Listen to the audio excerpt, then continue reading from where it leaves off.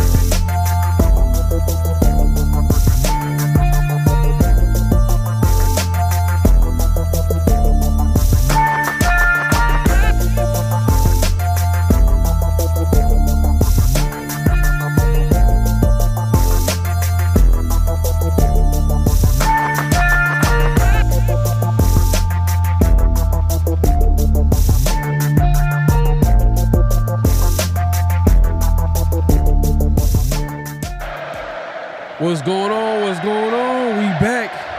Y'all already know what time it is. Oh, you didn't know? 50-50. Welcome to the 50-50 Show with PharoahNFL and the Severe Raider, the realest show for Raider Nation. The perpetuation of the greatness of the Raiders to take a professional football team and give it a distinct characteristic that's different from all others. Make sure to clock in, like, comment, subscribe, and hit that notification bell. Y'all already know what time it is, man. Hey, man, it's the 50-50 Show. Make sure to clock in, hit that like button, hit that subscribe button, hit that notification bell. We appreciate everybody coming through, man. Hey, look, man, hey, the Raiders are 2-10, but we still here. We still here to talk about the team. It was actually a pretty good game. If y'all were able to catch that Black Friday game against the Chiefs, obviously they came out with a loss. But, hey, in the long run, hey, Raiders got the number 2 pick currently. We'll get into that whole conversation in a little bit. The night crew, man. Before we even get it started, man, we gotta salute the night crew. My guy Mark in the building. He says the first like. Hey, my God, man, we gotta salute you real quick. My God, appreciate you coming through, man, and supporting the show. Robert Pena in the building, man. Appreciate you coming through, man. My guy always come through and support the show. Yaya Hatamaki, my guy, man, coming through. I forgot where was you never told us where you were from originally. I think it was I'm trying to remember. I know it's somewhere in the Middle East. I can't remember.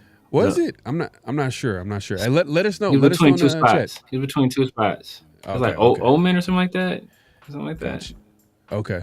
Yeah. Let us know. I think you said it in the past, but yeah, my guy Yaya always supporting as well.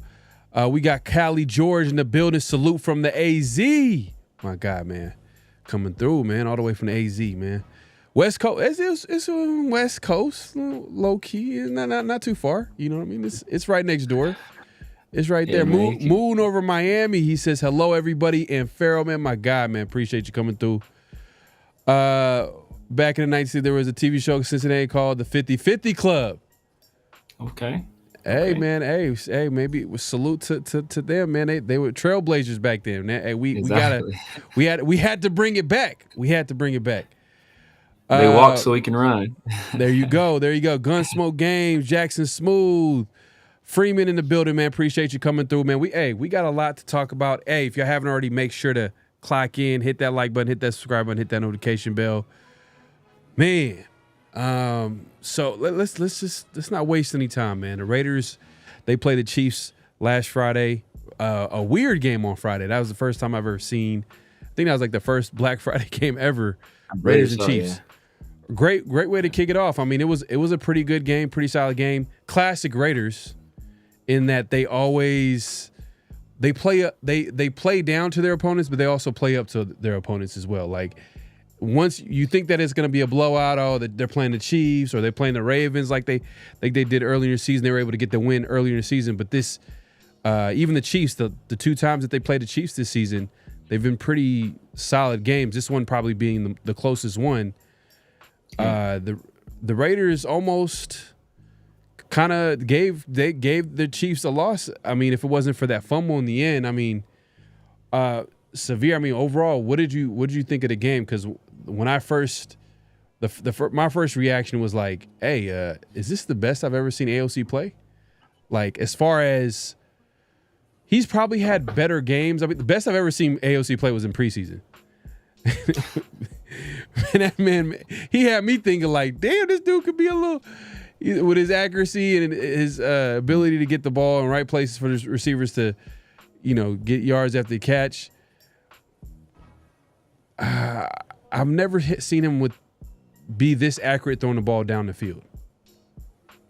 You know what I mean? That was like the biggest knock, where you could say, well, AOC, his short passing game is, he got that, he has that taken care of, but we always question his accuracy down the field. And I think last season he was one of the worst in the NFL.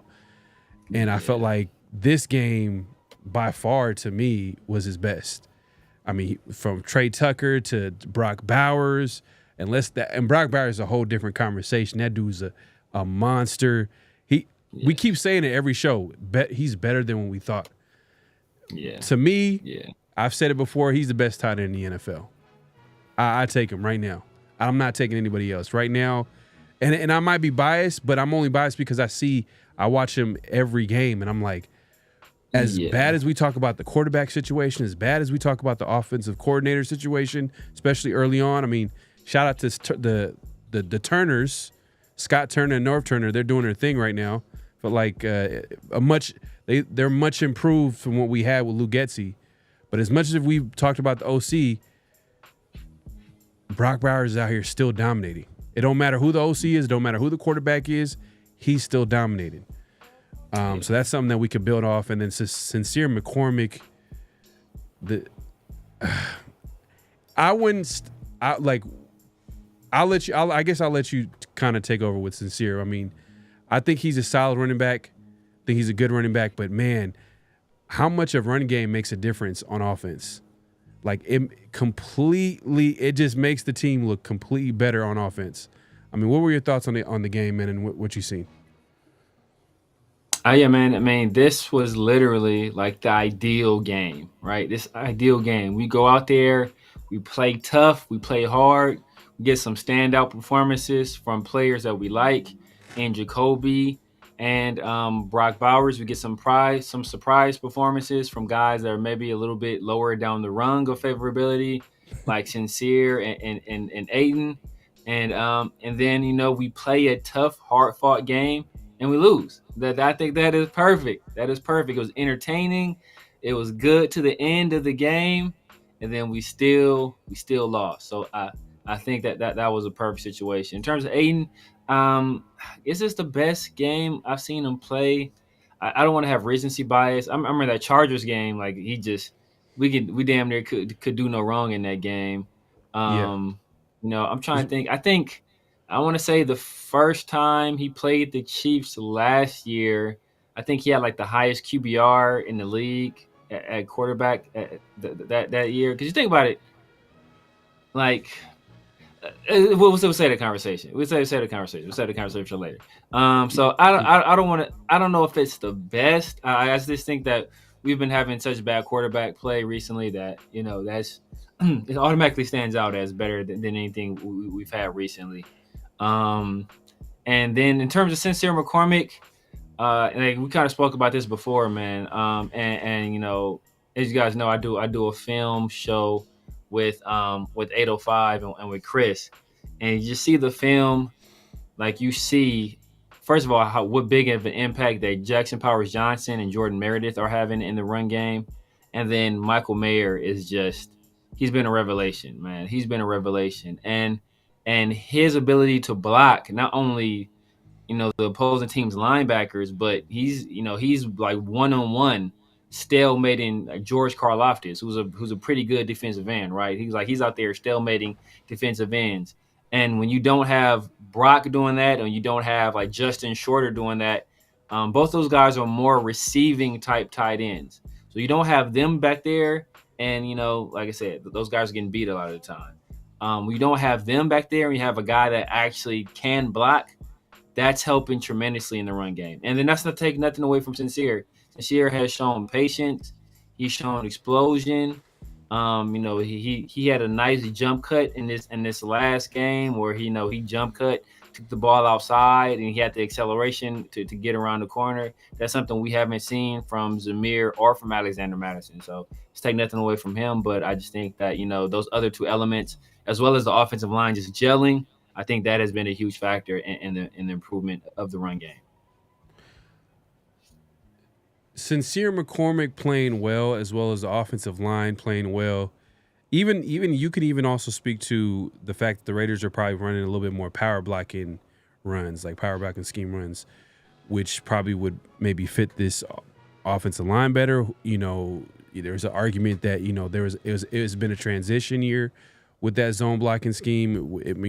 Some people might say it was a disaster because it wasn't working. We had the worst run game in the NFL, it felt like, for majority of the season. But now that we made a change with the OC, made some adjustments, different running back in there, it just furthers my belief that the Raiders need to go all in and improving this run game, because it's going to make it so much easier for the next quarterback next year. And I think the Raiders should still get a young QB. For everybody saying that we got to Hayden O'Connell, like, no. That's not how it works, man. I think quarterback, that position is too important to just say, okay, we already have our guy. Like, AOC is still going to be under contract. He's still going to be still with the team. It doesn't hurt to go get a quarterback in there early in the draft. You improve the quarterback room tremendously. And let's say AOC is playing, he's a solid backup QB. Then you got obviously a young QB starting. I think the Raiders should also get a talented running back in this draft. I've said it before. Man, I'm just seeing highlight reel after highlight reel from all these college running backs. I feel like we can get one of those guys. And then if we obviously maybe get some offensive line pieces, improve the O-line, the offense could look a whole lot better next year if we have a run game. I'm just saying, look, the fact that we have a run game right now, it just makes AOC look that much better. And we'll see how it looks like for the rest of the season if they can continue and build off it. I think, to be honest with you, I think the Raiders might win like a couple games here. At first, I was like, there's no chance they're going to win another game. This is how bad it looks. Now I'm kind of like, if they put the same amount of effort that they did against the Chiefs, and they're able to run the football, and the Turners are able to call the game like the way they're doing, AOC is able to just play pretty good football. Like I said, I think that's probably the best I've ever seen AOC play. Just this, given the circumstances too, on the road against the Chiefs, against one of the best defensives in the NFL. The Chiefs had one of the best defenses in the NFL, led by Jim Shorts. You know what I mean? Not Jim Shorts. I'm sorry. Spagnuolo. Spagnuolo. Yeah, who's one of the most respected defensive coordinators in the NFL, and he's out there throwing dimes all over the field. I mean, and like I said, one of the biggest weaknesses that everybody could speak to with AOC was like, man, his accuracy down the field, and I felt like he was attacking that part. I think that was part of the game plan. I think they knew that the Chiefs were probably going to be sitting on those shorter routes, and they were able to take some shots. Obviously, with Brock Bowers, Trey Tucker, like I said earlier, But shout out to AOC. I think he's probably the player of the game. Is it Brock Bowers? I'll get it Brock. Brock. The thing about Brock is that early in the year, we saw some of it this game too, right? Early in the year, like most of his stuff was coming off like, hey, you know what? They're designing stuff. They're scheming him open. They're putting him in positions where, hey, you know what? He gets basically like, a free go, and they're throwing the ball that way. Now, he's just flat out beating people off the line of scrimmage. He's beating people in the secondary. He's just beating people now, and he's making those like highlight plays as well. He had the one-handed catch. He had that nice touchdown. Like, he's just straight out beating people now. And you just see the evolution from the beginning of the year to now. And he's gonna generally players make the biggest leap from year 1 to year 2. So he's gonna make a leap next year. So he's gonna be even, like, that's scary to think, he's gonna be even better next year. So I think it's just great things to come. And he's, in my opinion, he's definitely player of the game. He started off slow too. Off slow. Like Jacoby, I think, Aiden O'Connell got into that thing he does, and he did last year, where he gets into trouble, he's looking for Jacoby. Like, he was forcing some stuff into Jacoby where it shouldn't have gone there. But later on in the game, I think it was one play where they like kind of schemed Brock open, and they got him like, kind of like a little like, it was like a little short throw to the outside, and they let him get a little catch and run. And that kind of was like the ignition for the connection between him and Aiden. And for like the rest of the game, it was just like them doing their thing, man. So he's a fun guy to watch. Another thing I noticed about Aiden, he looked pretty good moving. We always get on Aiden O'Connell where he's just a statue back there. He was able to roll out a few times, he was able to complete some footballs on the run. He even had a QB rush. I was like, oh man, AOC finally gets a QB scramble, but then there was a holding call, and it got called back. But he, I don't know, man. I just from just watching the game, I was like, man, this is the best I've seen AOC play, man. And him at the end of the game, this is where it counts. This is where, to me, I feel like where you could just look at where you could tell if a quarterback's having a good game or at least playing well is at the end of the game. Yeah. He was calm, cool, and collected. Pretty much got the Raiders in field goal range until the very end, where you could probably put it on him, where he's over here clapping and pretty much signifying that, the ball needs to get height on the road. Parham taps JPJ, and then obviously the rest is history. It was a fumble, but man, salute to Aiden O'Connell. Runner up. I give him a little runner-up player of the game, because Brock Bowers is just too good. And then honorable mention, Sincere McCormick, man, a guy look like. And the funny thing is, I have the title as Aiden O'Connell and Sincere McCormick with a question mark, future starters. And I'm gonna answer right now, no. I'm just gonna let y'all know. Hell nah. Hell no. Hell no. To the no. Nah, we're being honest. But that being said, doesn't mean that they can't contribute to this team and they can't be part of that room. I still think that we should get a dynamic player at running back. Still think that we should get a dynamic player at that quarterback position. But hey, look, we could. Hey, literally, we've been saying this show after show. I know Severe always says hashtag SS, and I've been saying like, hey, play the young players, see what you have, figure out who's gonna be here next year. Aiden O'Connell, if he could string some games, hey, look, Aiden O'Connell could still stay with this team. But at the same time, like, it doesn't stop us from getting a quarterback. Like, let's not fool ourselves. I mean, I feel like some people are going to be in here. I want to call it the Night Crew. Night Crew's pretty on it. Like, they know what they're talking about. But there's people in Raider Nation that think right now that AOC is the franchise QB. Like, I mean, should have he? Okay, all right, let me ask you this.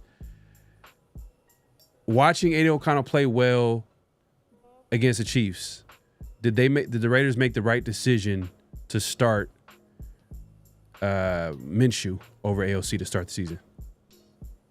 Yes. Without a question. Okay, so people have this revisionist history. People have revisionist history through the first 4 weeks of the season, right? Through the first 4 weeks of the season, Gardner Minshew was leading the league in passing yards, leading the league in completions, and he was like top 5 in completion percentage. So just looking at raw numbers, like he was playing well, but he was still getting a whole bunch of hate and pushback from Raider Nation, right? Still getting a whole bunch of hate and pushback. And for as well as Aiden O'Connell played, how many points did we score? Yeah, that's true, man.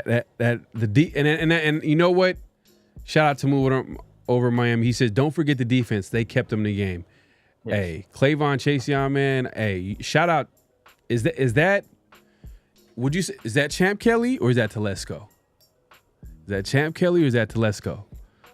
Because Charger fans, when they talk about Telesco, they talk about like this dude.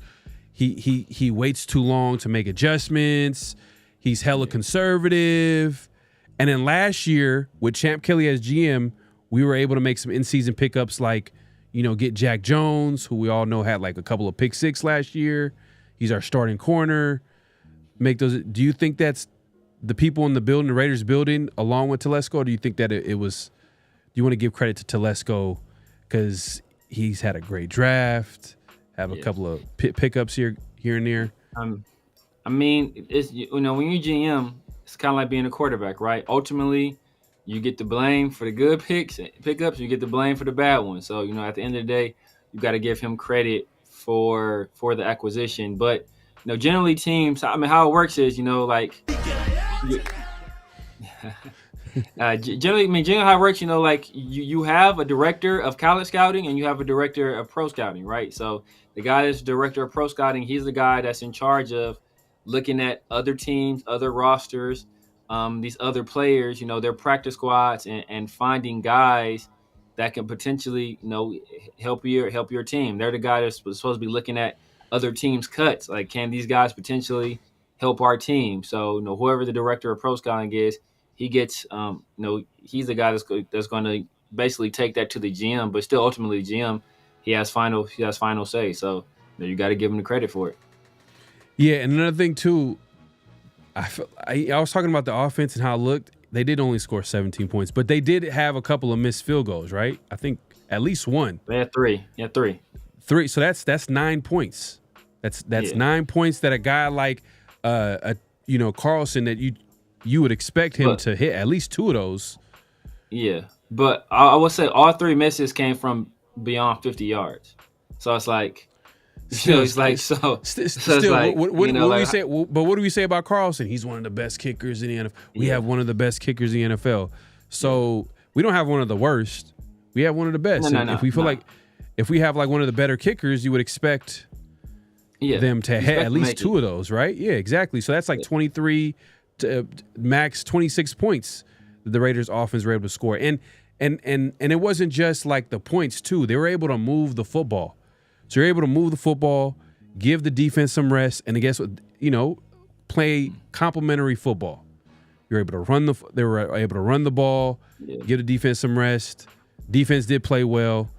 I think one of the like I said, Chase Young kind of stood out. I think they should bring him back for sure. Yeah, Adam Butler. They should bring him back. I mean, what's going on with Max, man? Get this man a sack. He's on a drought, man. He's on a sack drought, bro. I think he had one. I think he had half a sack this last game. I want to say he had half a sack. Yeah, but that was Chase Young, man. If they give that to Max, they gave it on his name. But Chase Young kind of. I think they gave Chase Young 1.5, and Max has a half. And then Zach Carter had a sack. I think that was the dude we just picked up too. I want to say, and he ended up getting a sack too. Yeah. But think about those field goals is that if you're kicking a field goal from 50 yards, then you're not getting to the red zone, right? So and if you're kicking field goals, you're not scoring touchdowns. And that's to take nothing away from Aiden O'Connell. It's like, he was playing against one of the better defenses in the league. So that's tough sledding. But yet and still, if you say like if this is his best performance, the best you've ever seen him, like this is ultimate Aiden, and we still only scored 17 points. It's like, well, damn, like like guys, that's an indictment in and of itself. So, I think we made the right decision. I mean, I think some factors are coming together right now, kind of playing in his favor as well. Mike is back healthy. The offense, Colton Miller is back healthy. He's looked the best he's been looking all year. We got JPJ in there. He's an upgrade. Jordan Meredith is proven to be an upgrade.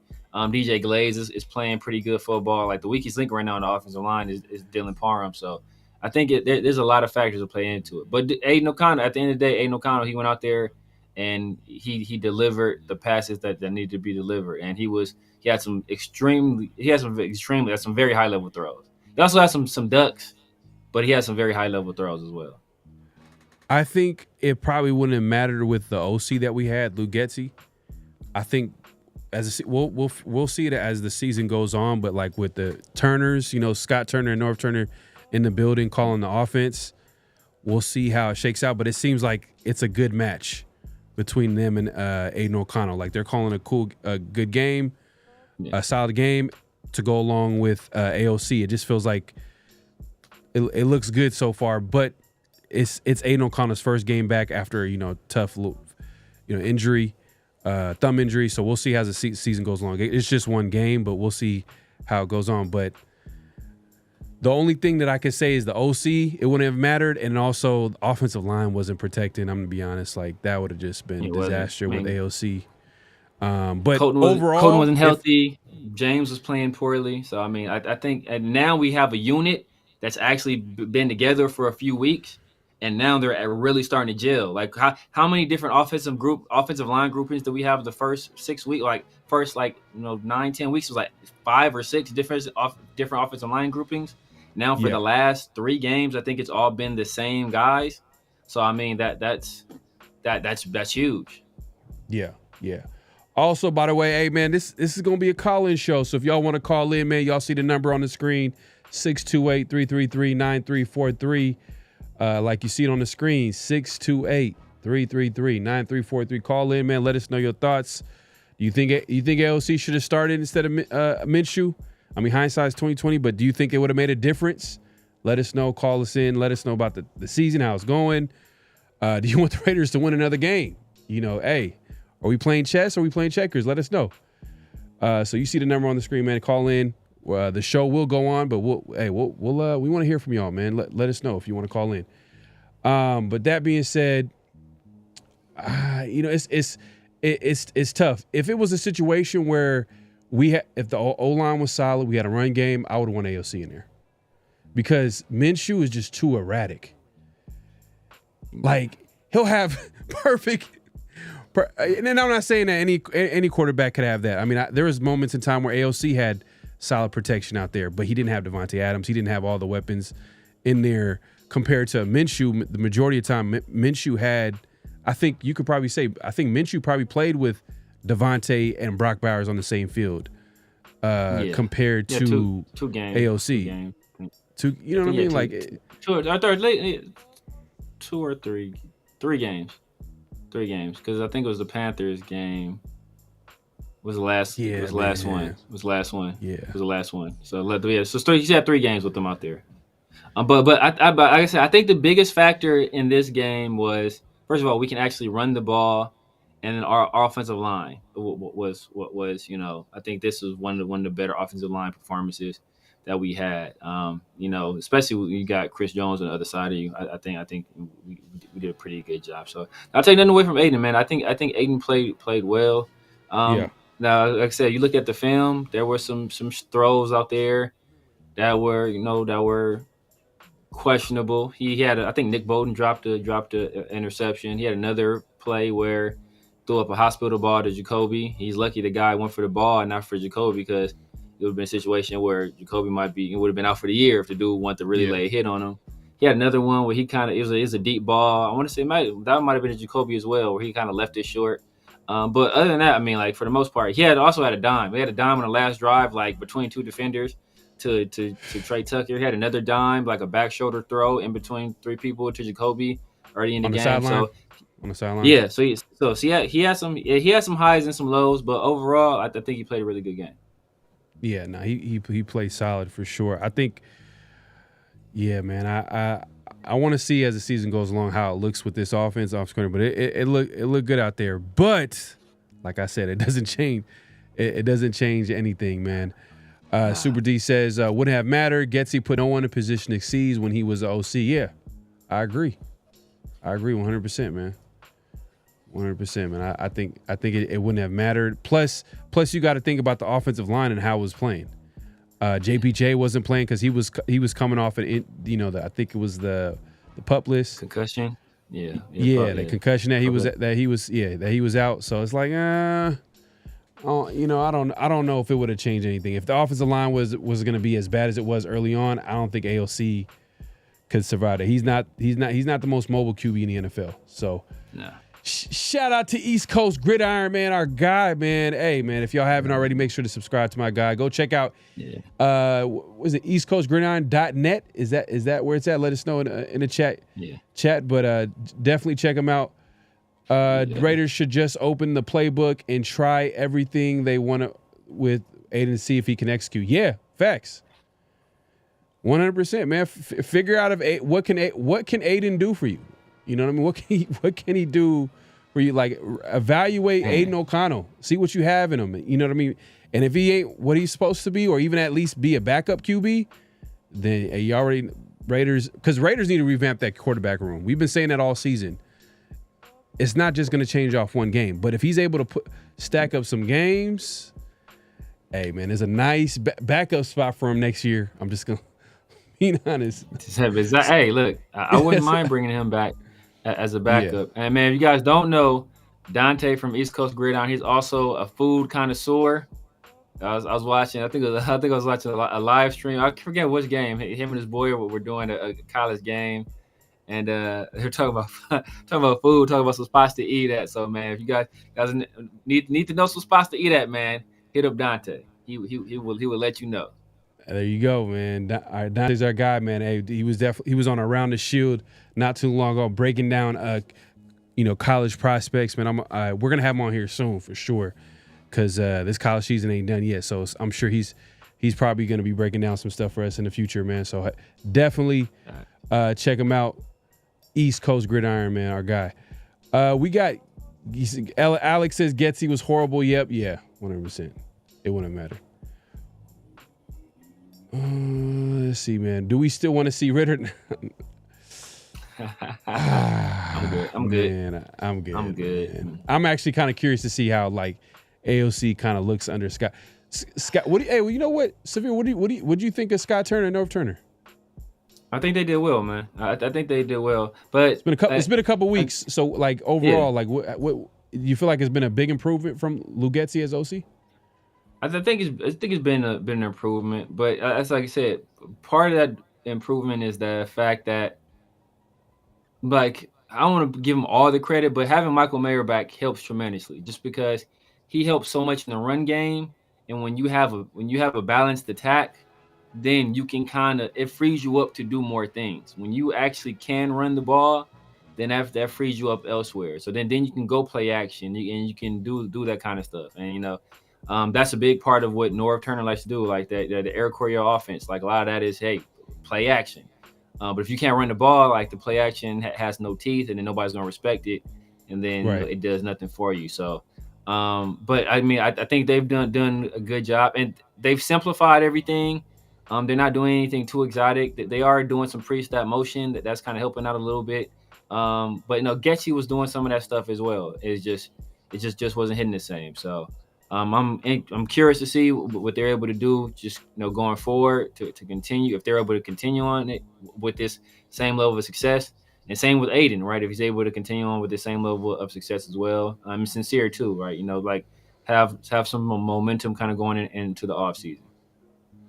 Super D says, do you think Zeus will look better under Scott Turner? I'm actually curious to see that too, because they've been saying that they've been doing a lot of power runs which you would think a guy like Zeus, who we all know his struggles under that zone scheme all too well. So like Zeus in that type of system, you know, those types of runs, you would think last year, you know, he was playing under that type of system. So we'll see. I mean, I think it's worth seeing how well he could play. But like I said, I just don't think he's that special, man. I just don't think he's a guy that I would want to go into the next season and be like, oh yeah, Zeus and Sincere Mccormick. Nah, like we got to really attack that running back room and try to get someone that dynamic and obviously improve the offensive line too. First and foremost, maybe attack free agency early on. We have a whole bunch of cap space. Some of that's probably going to go to resign some of our players.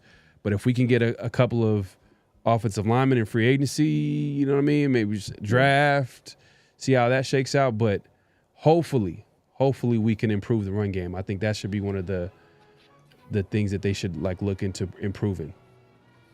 I mean, definitely. That's why I'm putting it to, because remember, Zeus took this same team last year and put it on his shoulders, right? When Aiden O'Connell couldn't complete a pass for 3 quarters, who was literally the only person that was generating any offense in the Chiefs game last year on Christmas Day? That was Zeus. So that's why I wanted to give Sincere credit. I want to say, hey, Noah, good. But we've seen this story before, right? We saw what Zeus was able to do down the stretch last year, and it didn't translate. It did not translate at all. So, I mean, speaking of fullbacks, I think that Zeus actually operates better in a system that has a fullback. And I think that us not having a fullback, I think that affects him as a runner in the league. But like we saw what he did last year. Down the stretch, led the league in yards per carry and in yards. And once he got the full-time job, it just didn't translate. So I'm taking a wait-and-see approach with Sincere, taking a wait-and-see approach with Aiden. Like, you know, everything's got to be earned now. I'm not going to let a few good games here and there, convince me that you should be the guy. Hey, Super D has a good point, bro. He has a good point. He says Joe Philbin boosted to the O-line because they know who to block. Not seeing missed assignments and not coincidence the running game is better. And that's facts, because one of the people that were let go wasn't just Lou Getzy, it was the offensive line coach. James Craig. So and the QB coach. So, you know, hey, Joe Philbin, he's been around for a while now, and that's his pretty much his bread and butter. I think he was the assistant offensive line coach, so he was elevated. So he has a whole bunch of experience. Former head coach, one of the other former head coaches. So at least we see one of these coaches that have all this experience contribute to the team. So if the offensive line is playing well, you got to give him a little bit of credit too. But yeah, man, that's a good point. That's a good point for sure. But Zeus playing fullback, I mean, man, you know what? I thought he was gonna be an X factor. I thought he was the X factor this year. Obviously, he wasn't able to play well. And look, we didn't have a run game. You can see how low key was. That proves you right, low key. Yeah, that's what I'm saying. Like I knew that the Raiders' offense was not going to be built off the success of our quarterbacks. It had to be everything around the quarterback. And one of the best things you could do is run the football. And if he couldn't build off what he did to finish last season, because he played well late last season, to the point where the Raiders believed in him as a starter. And now that's pretty much done. Like in my opinion, how do you feel about it? I know we talked about this. As time goes on, are you buying into getting a running back early, like second, third round? Third round. Third round is early. Unless only guy I'm really looking at in the second round is Travion Henderson. Other than that, I'm third, or Hampton out of North Carolina. He's a guy that can be a lead. He's a guy that can be a lead back. Travion Henderson, he's more of a. I think he can be a lead back, but he's more of a change of pace back, right? He's a guy that you can split him out wide. He can run routes as like a wide receiver. He's a big play threat. He's a big play waiting to happen. Hampton out of North Carolina, he's a guy that's a legit big, like bell cow back, big guy, great contact balance. Like he's gonna get downhill. Still some juice. Like still can break some big runs. I think he's a guy I will consider in a second. My guy Austin in the building. The boys are back. Happy holidays, y'all. Hey, man, hopefully you're enjoying the holidays as well. Hey, had some good food, man, over Thanksgiving, man. I don't know about y'all, man. It's cool, man. Nice little break. And it would have been a nice game. I mean, to me, it was a good game overall. Like, just watching it, I'm like, there are certain things where I was looking at it like, man, AOC look better. The off. Would you still want a new OC in the building? Let's save Scott Turner and his offense takes off. Would you still want a new OC? Yes. You're not even gonna risk it. You're not even gonna risk it at all. No. My vote's gonna turn. We've seen that fool go before. Right? Fucking, bro, you get this. Like, bro, look, man.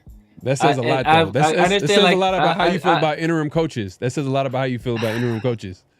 And remember, I was late to the AP party, right? And now a lot of people that was glazing them last year want them fired. So yeah. But I say this, like, we talk about Scott Turner and Aiden O'Connell and all that stuff.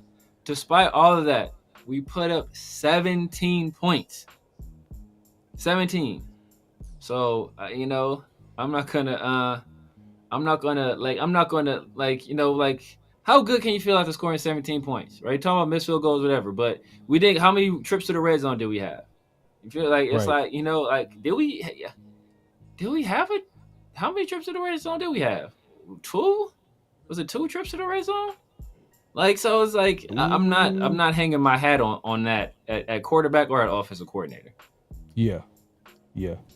I hear you. I mean, it's kind of risky too, because like it's not like Scott Turner resume as an offensive coordinator is lights out. Like, people in Washington were complaining about him, and I mean, Norv Turner, we all know where he comes from, but how old is Norv Turner? Like, he's exactly like, is Norv Turner going to be holding his son's hand the whole way? I'm not sure.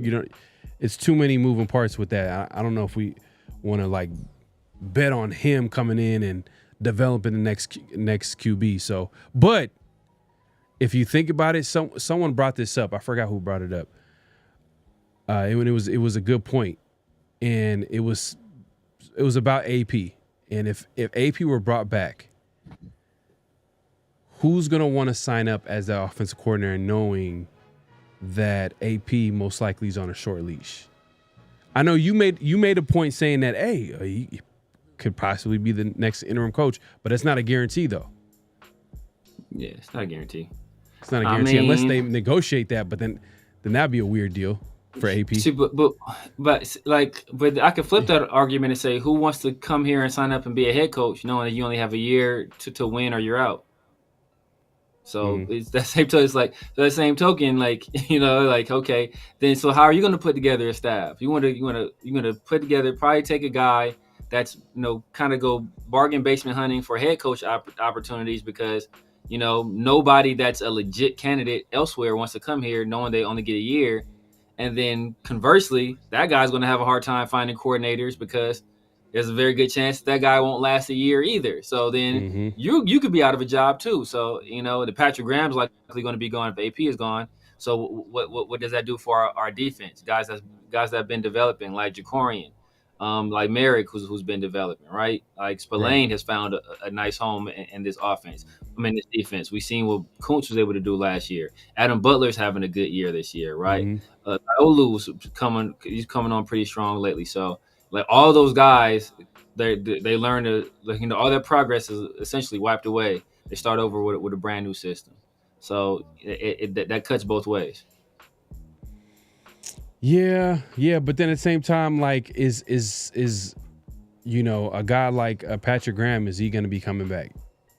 You know what I mean? That's what we heard before the season. We were hearing that, like, he's going to be gone. But then the Raiders' success this season hasn't been there. So does he get the looks? Because it's hard for a defensive coach to get a head coaching spot. So Patrick Graham is kind of like he's kind of in a tough situation. Does he come back with the Raiders? Does he go to a different situation and try to, figure his way out? Because I don't want to compare it to the Kansas City situation with their offensive coordinator, where he left the Kansas City off an OC job to go somewhere else, so then he would look or at least get a better opportunity at head coach?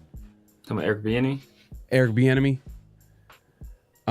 It's different situations, but you see how strategically how he was thinking. Like, you know what? Exactly. Everybody's thinking that my success is because of Andy Reid and Patrick Mahomes. They're not giving me my credit. So I need to go somewhere else and prove that I have what it takes.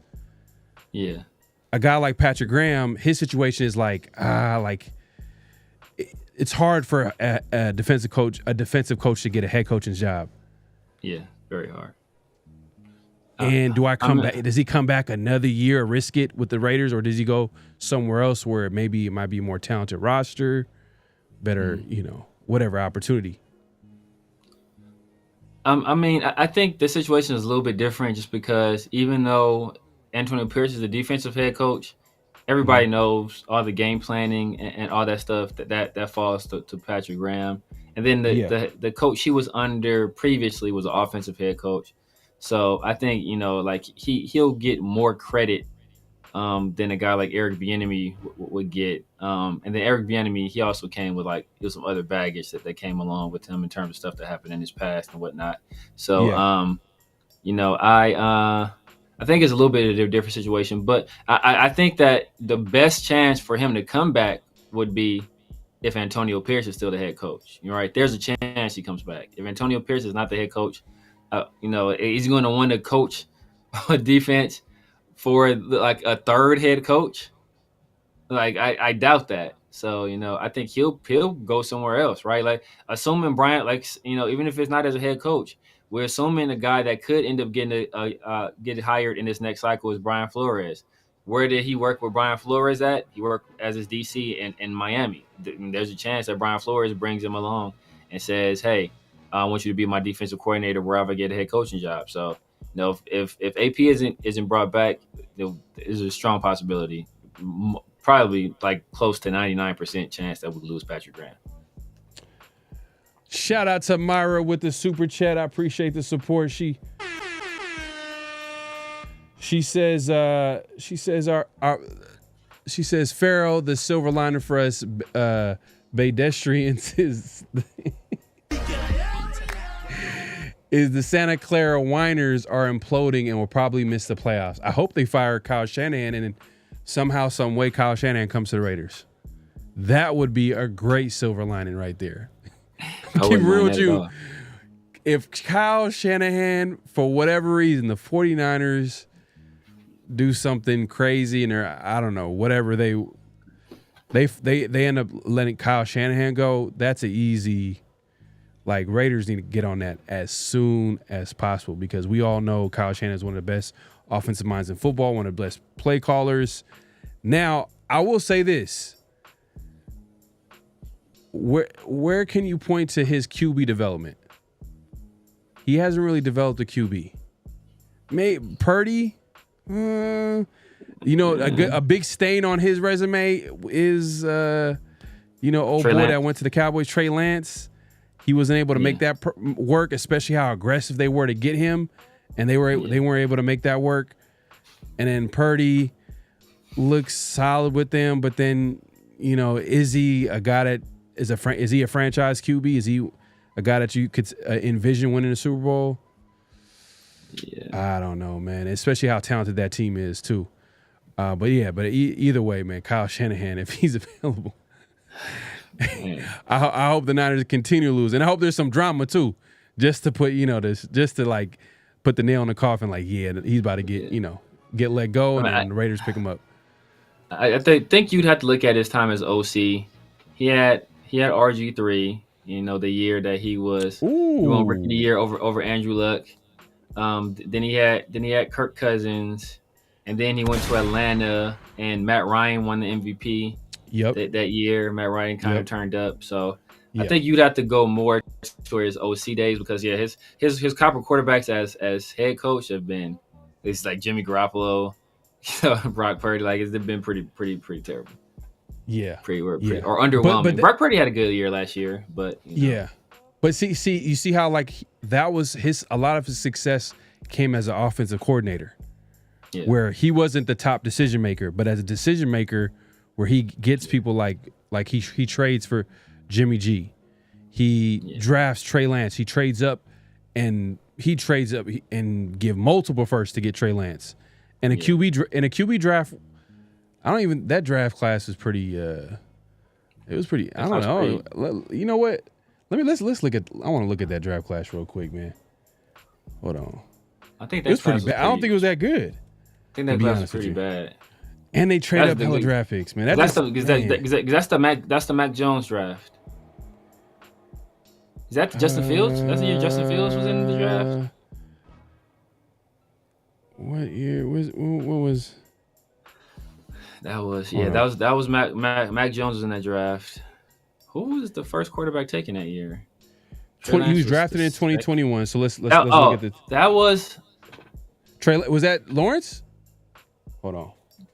Was that Trevor Lawrence? I think that was Trevor Lawrence. That's Trevor Lawrence. I think that was Trevor Lawrence. Hold on. Trevor Lawrence, Trey Lance, Mac Jones was in that draft. Was Justin Fields in that draft? I think Justin Fields might have been in that draft too. I think. Let me check it real quick. 20. Let's see. Chat, help us out too as well, man. Y'all pretty knowledgeable too. So, let's see. Let's take a look here. Yep, Lawrence went number 1. Damn. Oh, I know East Coast. If he's still in the chat, I know you got something to say about this draft class for sure. Trevor Lawrence, he's not a big Lawrence. Yeah, he's not a big Lawrence guy. Yeah, he's hot. Yeah, at all. So Lawrence, Zach Wilson. Oh man, it's disgusting. Oh yeah, Zach Wilson. There you go, Zach Wilson. Ooh. Yes, that's what I was trying to think of. Man, Mac Jones. Oh, this is a terrible QB draft. Yeah, I think Justin Fields was in that draft too, right? Justin Fields is your favorite quarterback in the NFL. He got to be in that draft. So I remember people were talking bad about the Patriots taking Mac Jones over him. And he got to be in that draft. Should be in like he went number 11 to the Bears. Yep. Okay. Yeah, it's trash. Trash. Look. Let me ask you this. Let me ask you guys. Remember everybody's talking all that trash about all those Justin Fields stands. Like, see, we should have picked up Justin Fields. How many games has the Steelers lost since Russell Wilson has been the starter? 0. No losses since he's been the starter. So everybody's talking about Justin Fields. Let's not. For all the people talking about AOC should have started. How about Russell Wilson? Look at what he's doing on a cheap vet minimum deal for the Pittsburgh Steelers. Exactly. Winning football games. For all the people that's like, he's not a culture fit. But for somehow, some way, Tomlin was like, hold up, you've been to Super Bowl, you've been to countless playoff games, you won a lot of games in this league. We got a good defense. We want to run the football. You just come in here and just lead this team. Hey, you and Mike all said it, bro. You and Mike all said it, and we were shot. No brainer. Somehow, for some reason, they said that Russell Wilson is not a culture fit, but somehow Aiden O'Connell is a culture fit. Like what? Yeah. Really? Like what? How?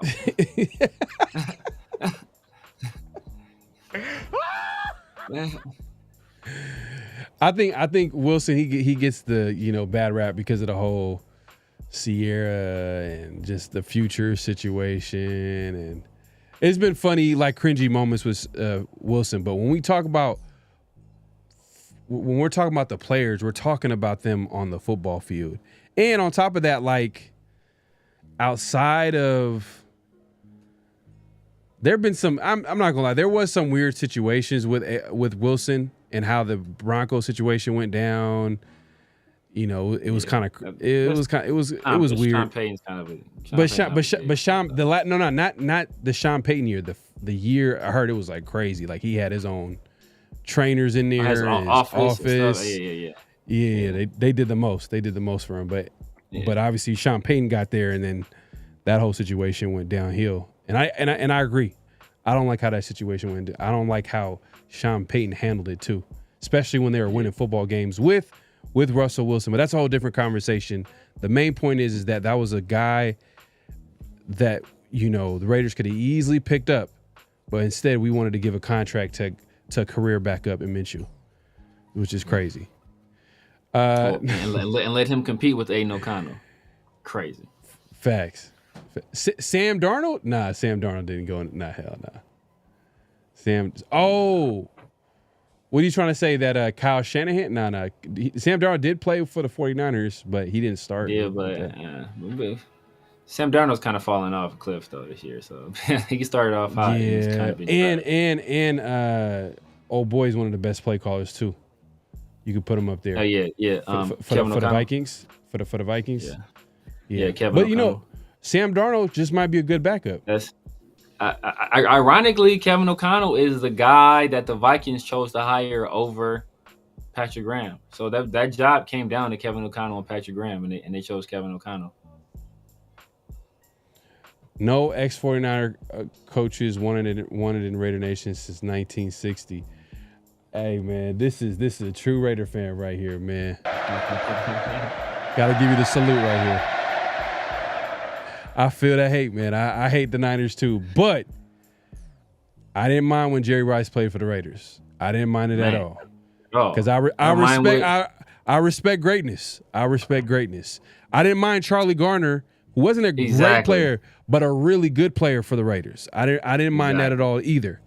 So let's slow down. Like, and Kyle Shanahan, he's better than any coach that we've had for a long time. I don't know when's the last time we've had a great head coach. You know, it remains to be seen if AP could be that guy. You know what I mean? A lot of people are out on AP. Exactly. So that just proves my point of saying that when's the last time the Raiders have had a good to great head coach? A long time. Been a very long time. And this is a matter of fact, talking about ex-49ers, our guy with the high voice. Our guy, Bill Romanowski, he's an ex-49er. Nah, Assassin. Mac Jones went number 15. Yeah. Tua and Mac Jones both went to Alabama. So there's been no way they couldn't have been in the same draft class. Well, they could, but that's highly unlikely. So Tua went the year before, and then Mac Jones came out the next year. Yeah. You wanted Russ? Yeah, facts, man. I thought it was just low risk, high reward move, and it's working out beautifully for the Steelers. But that's the difference on how some franchises are run. You gotta respect what the Steelers have done over there, man, for years. Like, they just make good moves year in, year out, man. Let's see, boom, man. Hey, but you know, let's move it along real quick, man. Hey, man, it's that time. Y'all already know what time it is, man. It's flag on the play. You already know what time it is, man. Flag on the play. Personal foul, 69, offense. He was giving them the business. So this is where we, you know, any issues that we have going on, whether it's the NFL, NBA, don't matter. We're going to call a flag on it, and we're going to talk about it. And this week, Severe, if you want to lead the way and talk about the first flag on the play. So the first flag on the play, I think everybody has seen the play or heard about the play. Ironically, you know, we just talking about Trevor Lawrence in that draft class. The Jaguars were taking on the Houston Texans. It was a hard fought game. Trevor Lawrence, on one particular play, he went out there, went for a scramble. He scrambled late, and then he got hit late. I mean, he slid late. He got hit late. You know, it's pretty bad hit. And as a result, you know, I think he was concussed, knocked out, and the guy that delivered that hit, he has subsequently been suspended for 3 games. But I'm throwing the flag on everybody. I'm throwing the flag on Lawrence for that late ass slide. I'm throwing the flag on the linebacker for, you know, kind of leading with his form and his helmet. And I'm throwing a flag on the NFL, man. Like, They have to do something about these quarterbacks. It's getting ridiculous. These guys are sliding late. They do it on purpose. They're doing it on purpose. We saw the Patrick Mahomes play early in the year where you act like he's running out of bounds and then he runs up the field like that. That should be a penalty. That's unsportsmanlike conduct, in my opinion. Because if you know the rules are set up to protect you in these certain situations, and you're manipulating those rules and that protection to gain extra yardage, the NFL has to do something about that. It's already become way too soft of a league as it is. But now you're letting these quarterbacks get away with murder, and it's disgusting, right? It's terrible. Like this, like he's, look how late he's sliding. Like the guy he really has no opportunity to really pull up at that point. No, he shouldn't have led with his forearm like that and with his helmet. But it's very hard for you to stop yourself when you're running full speed at a guy and then suddenly he dips low, and so I think it's something has to be done about this. I don't know what they'll do. I don't know if they have to create some kind of halo where if you're within X amount of yards of a receiver and you slide, that's a penalty or whatever they have to do. But they have to do something, because at this point, it's gonna cost this guy 3 game checks. He's losing out on money, right? And the way they do it is like, now if he's penalized for something like this later on, like that's progressive. He's going to probably get suspended for more games. So it's not fair to the defenders, and it's just not it's not the kind of football I want to see. Yeah, and you know how it is, man. They're going to protect the quarterback at all costs. So I don't see them in a situation where it's a quarterback versus defense. They're going to side with the defense, saying, "Oh well, they're." In my opinion, I think they're going to be very biased toward protecting the QB. But you could tell right here, it wasn't just the hit itself. It's when he got hit. You see how his head just slams into the ground. Yeah. Like that's what probably knocked him out cold, right there. The ground, pooh. Man, he's getting down for the count. But yeah, definitely flag on a play. And everybody, I agree, man. The whole situation is kind of messed up. Going full speed, late slide. He's kind of you can make an argument at that point. Can he hold up? But then that forearm, though, he did give him a little. That's what makes it bad. The forearm and the leading with the helmet is. That's why it's a flag on him too. Like you can't lead with your forearm like that. It's tough though. It's one of those look how like simultaneously he slides and then boom he's right there. It wasn't like it's tough. It's a tough call. It's a tough call, but 3 games. He's missing 3 games. That's what's the word on the street is, man. And it's like he ain't no super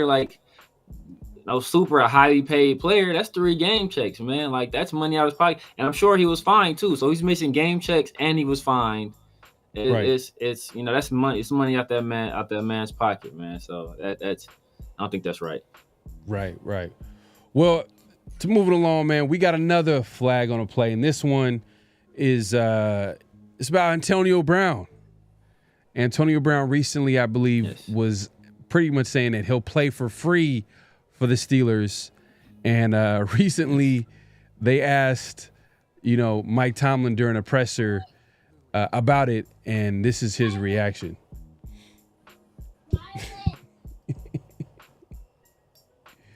Let's see right here. I bet y'all. Antonio out that he wants to return to the Steelers and he'll play for free. Any thoughts on that? Antonio Brown tweeted out that he wants to return to the Steelers and he'll play for free. Any thoughts on that? Look at his mouth, though. Look at his mouth. Look at his mouth when he walks away. Free? Any thoughts on that? No? Antonio Brown tweeted out that his facial expressions be killing me, man. Like he doesn't care at all. He doesn't care at all. But this is really how I really felt. Like I'm not gonna answer this question. I'm not gonna answer this question. But definitely flag on a play on Antonio Brown. At this point, like his career is over. He's burned all his bridges. Shout out to Mike Tomlin. We were talking about it before the show, man. Like the respect I have for Mike Tomlin just based off Antonio Brown alone, how the world did not know what Antonio Brown was until he left the Steelers and tragically was traded to the Raiders. Man. We had to witness that firsthand. Like, it started with the Raiders. That's crazy. Yeah, man. We heard it, like there was some issues with the Steelers at the very end, but nothing to the extent when he got traded to the Raiders. Obviously, we all know what happened, man. From the freezing his feet, coming to training camp in a hot air balloon, the helmet issue, showing up a couple days, recorded John Gruden, and then recording himself just celebrating after. Mike Mayock assaulting. Man, I'm never gonna forget that. To me, that's probably. Is it him? That was all during Hard Knocks too. Remember, like we had Hard Knocks at the same time. Yeah, man, that's probably least favorite Raider of all time. I don't even want to call him a Raider because he didn't even play a game. He didn't play one game. If he would have played just one game, he would have been guaranteed that money. He couldn't even make it to the season. He screwed himself out. It was like $30 million. Yeah, $30 million. But that's how much he wanted to leave the Raiders because he knew that like if they paid him that amount, then they wouldn't probably let him. They probably wouldn't even cut him at that point because that's too much money to just cut him and then pay him $30 million. Like they're not gonna go ahead and do that. So he probably was like, you know what? Let me just. It's just a weird situation overall. But yeah, like it's a side note, but he must have thought Derek Carr was trash. He must have thought like, yo, bro, you are trash. Like I got the. He probably got here was like, this is the court. Oh man, I'm out of here. I'm gone. You know, it's funny too. Derek Carr, like I think you might have sent you might have sent it to me. Or I sent you to you when Derek Carr in some recent podcast was talking about how good Antonio Brown was. Like he was like, bro, like he's the best player he's ever practiced with. Because he never played in a game. He never played in a game, but he said he's the best player he's ever practiced with. And he's played with some pretty good players, you know, obviously to name a few. Mark Cooper, and this is like recent. Devontae Adams. Like he played with Devontae. Yeah. And Devontae is a great receiver, but compared to like Antonio Brown at his peak, different, bro. Not even close. Like the way people talk about Antonio Brown is like, for sure, no doubt, future Hall of Famer. But you know the way it works. I mean, the way he kind of, I don't know if he burned his bridges on some of the people that vote in Hall of Famers. But I think he has to go to Hall of Fame. Like there's no. He'll get in there one day. It's gonna take a long time though. He's gonna get in there because look what they did to T.O. T.O. should have been first ballot. T.O. was first ballot, no question, no doubt about it. But you know, he, like I said, like he rubbed people the wrong way, and then the rest is history. I wish it wasn't like that. I wish it was just on the strength of you just being a great player. But it is what it is. But Flag on to play on Antonio Brown, thinking that he could play for the Steelers for free. And the funny thing is Tomlin just made it even funnier. The way he just walked away is hilarious. But Assassin Creases, will we draft Shedeur, then offensive tackle from Minnesota? Who are you talking about? I don't know if you know the offensive tackle from Minnesota. No. Only two tackles I'm up on right now is the one from LSU and the one from I think it's Texas A&M. Assassin's already on it. Assassin's already on it. He's evaluating offensive tackles, quarterbacks. I mean, I think a majority of Raider fans right now are like looking at like mock draft incoming. They're mock drafts, free agents, looking at all the top free agents. Because when the Raiders, look, your team is 2-10. You know what I mean? You got to start the season. You got to start the offseason a little bit earlier. I start evaluating. Exactly. Exactly. AB and Chandler Jones package? Nah. I'll take a hard pass on that one. That's the 5150 package. Man, 50. Yeah, not even the 50-50, the 5150 for sure. Tomlinson looked like Omar Epps. A goofier version for sure. That's He's hella goofy. I don't know why. That's hilarious. I'm gonna send. Did I send that to y'all? I think I sent you like in the chat. I think I sent like a funny meme on Mike Tomlin. I gotta find it, man. I might post it later. Yeah, man. But yeah, no, we appreciate everybody coming through. Make sure to clock in, hit that like button, hit that subscribe button, hit that notification bell. Man, but we ain't done yet, man. We got notable quotables. This is where we play some quotes that we find interesting, and if Severe, you want to let the people know what the next quotable is. Yeah, man. So right now, all the talk for the most part has been about quarterbacks, right? Everybody wants us to get our signal caller of the future. Well, besides the people that have suddenly hopped on the Aiden O'Connell train, right? But everybody else wants us to draft a quarterback of the future. And recently, that there was a draft for CBS. My guy Ryan Wilson, he does mock drafts over there for them. He's kind of like I guess he's like their version of Mike Mayock, I guess, Mel Kiper. Yeah, he does that over there for them. Him and Mike Renner. Mike Renner's the guy that was over at PFF.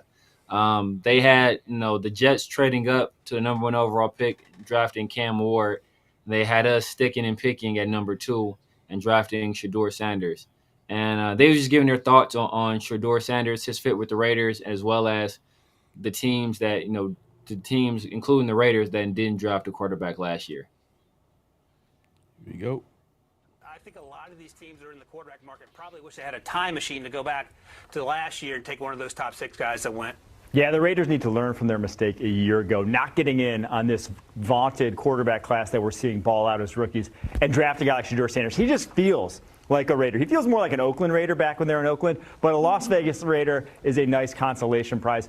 The glitz and glam of Las Vegas fits him as well, and he's a guy that leans into that villain role that the Raiders have been known for over the course of their franchise. I do just think he would fit very well and be able to play right away. He's a 4-year starter, a lot of experience under his belt, and has a bevy of weapons there if he did go to Las Vegas Raiders to throw to that. He could hit the ground running in a way that these quarterbacks are this draft. I think a lot of these teams are in the I mean, that's been the talk, man. Everybody's been connecting Shedeur Sanders to the Raiders. I feel like everybody, and it doesn't, and it probably helps out the fact that Shedeur is helping out his case by mentioning the Raiders however way he can.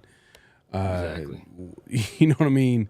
Everybody's speculating at this point, especially when even Mark Davis had him on the WNBA game. They're talking on the sideline, so that didn't help that either. And everybody's connecting the dots with Tom Brady and Shedeur and how they have a relationship and yada, yada, yada. I wouldn't be mad at it. I just hope that the Raiders do their due diligence. Like they really, really evaluate the entire QB class and be like, you know what? This guy right here is the best QB for the Raiders. Hopefully they just don't go into it just making that decision like, hey, we're going to draft Shedeur.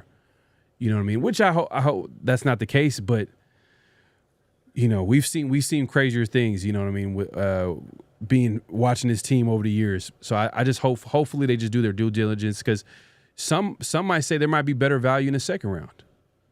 Yeah. Go best player available, Tom Telesco special in the first. I don't know who that might be. That might be Travis Hunter.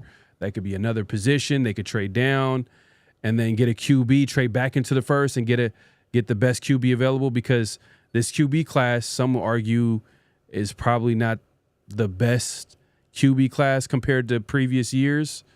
So you know what I mean? So I don't know how you feel about that, because a lot of people have been talking about how like the Raiders should probably take the best player available, and that could be Travis Hunter, and then maybe trade back into the first or grab a QB in the second. I'm taking the quarterback, man. I mean, we've just seen, right? Like we've seen how amazing has Brock Bowers been. Just amazing as a player, beyond our wildest hopes and dreams as a rookie tight end. And what has that done for us? Damn near nothing.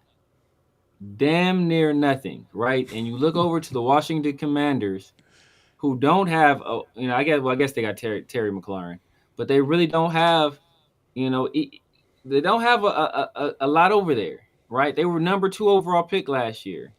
And you see what Jaden Daniels just did to the number 1 defense in the league. They put up 40+ against the number 1 defense in the league. Like, that's what a franchise signal caller can do for you. So, I mean, it's time for us to get ours, man. We haven't gone first-round QB since 2007 with Jamarcus Russell. I know that was a flame out, but hey, we got to get back out there, man. We got to get back out there. We have to get our signal call of the future, man. And just seeing what that guy can do to transform your franchise. The Bills were a team that was for a while they were pretty bad, and now look at them, one of the better teams in the league. The Commanders, same situation. Now look at them. The Texans, same situation. Now look at them. Right, the Dolphins were struggling for a while. We see what the Dolphins look like without Tua. Tua comes back, we see what they look like. When they're not playing it in the snow, that is. But that guy can change your fortunes. He can change your fortunes, and it's about time that we need that. We need somebody that their presence can lift the entire franchise. And the only position you can really do that with on the football team is the quarterback. Facts. No, I agree. I mean, we've seen it. We've seen it before. Like the best player in the draft doesn't necessarily have to be the quarterback, and the quarterback will probably go number 1 or go number 2. Like, what was it that year? I mean, the defensive tackle out of Georgia. Everybody was talking about how he's the best player. Jalen Carter. He's the best player in the draft. It's not even close. But who ended up going number 1? Bryce Young. And then the C.J. Strouds. You know what I mean? Which, looking back at it now, you're like, oh, well, C.J. Stroud worked out. I mean, no, he went Bryce Young is looking better, but obviously Jalen Carter is looking like the best defensive tackle in football. Yeah, Bryce Young is looking good too. They win last week or did they lose? It was a close game. It was a close game. Who were they playing? It's a close game. It's a close game. I think they're playing the Bucks. They're playing the Bucks. I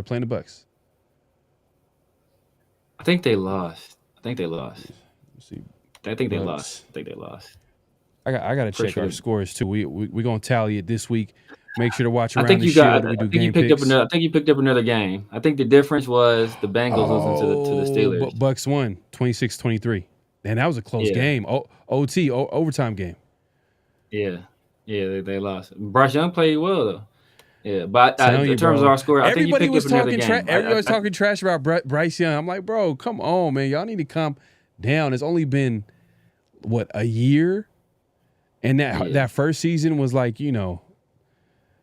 everything that could go wrong went wrong as far as offensive coordinator, offensive staff, the owner being all over the place. Yeah, I'm sure it didn't help that the people in the building really didn't believe in him like that. Like they felt like they should have went. Like that's just not gonna help at the end of the day. But that situation happened with Jamarcus Russell, right? Like they didn't want Lane Kiffin didn't want him, and so Lane Kiffin basically set out to make sure he looked as bad as he possibly could for the most part. Yeah, and that's another thing too. Whoever the Raiders get, let everybody be all in on the player that they draft. Yeah. Don't let it be a situation where, the owner wants this guy and the coaching staff doesn't believe in the guy, or let it be a situation where everybody's all in on the quarterback, because that's we see it time and time again where it determines the success of that player. And we talked about Jamarcus Russell. Everybody talked about Jamarcus Russell and how that didn't work out, but people don't forget to mention that the Raiders weren't really the perfect landing spot, like for a young player to develop. Like you hear former NFL players talk about the Raiders, and like I'll never forget this, but it was I Am Athlete with DJ Williams and Brandon Marshall, and they were talking about I always talk about this when they could talk about, was the success of the Patriots, was it Tom Brady or is it Bill Belichick? And then when they were arguing, in the midst of the argument, he said, imagine if Tom Brady played for the Raiders and how their development of players. And I was like, damn. Like, for him to throw that shot, it just it just stung. I was like, damn. It was just, he didn't have to say it, but he just said it, and I was like, yeah, bro. Like, when it comes to developing players, whew, man, the Raiders, like, that's key, man. It's true, and the players know it. The players know it. That's why the Ravens win year after year. That's why the Steelers win year after year. Like, it's no secret, right? It's no secret. Austin the Wanderer says these college playoffs will tell us a lot about the QBs. I want to see if Milroe can put together a run. Hey, we'll see. I wonder, You know what? We know he can gonna run. Can he put together a pass? Is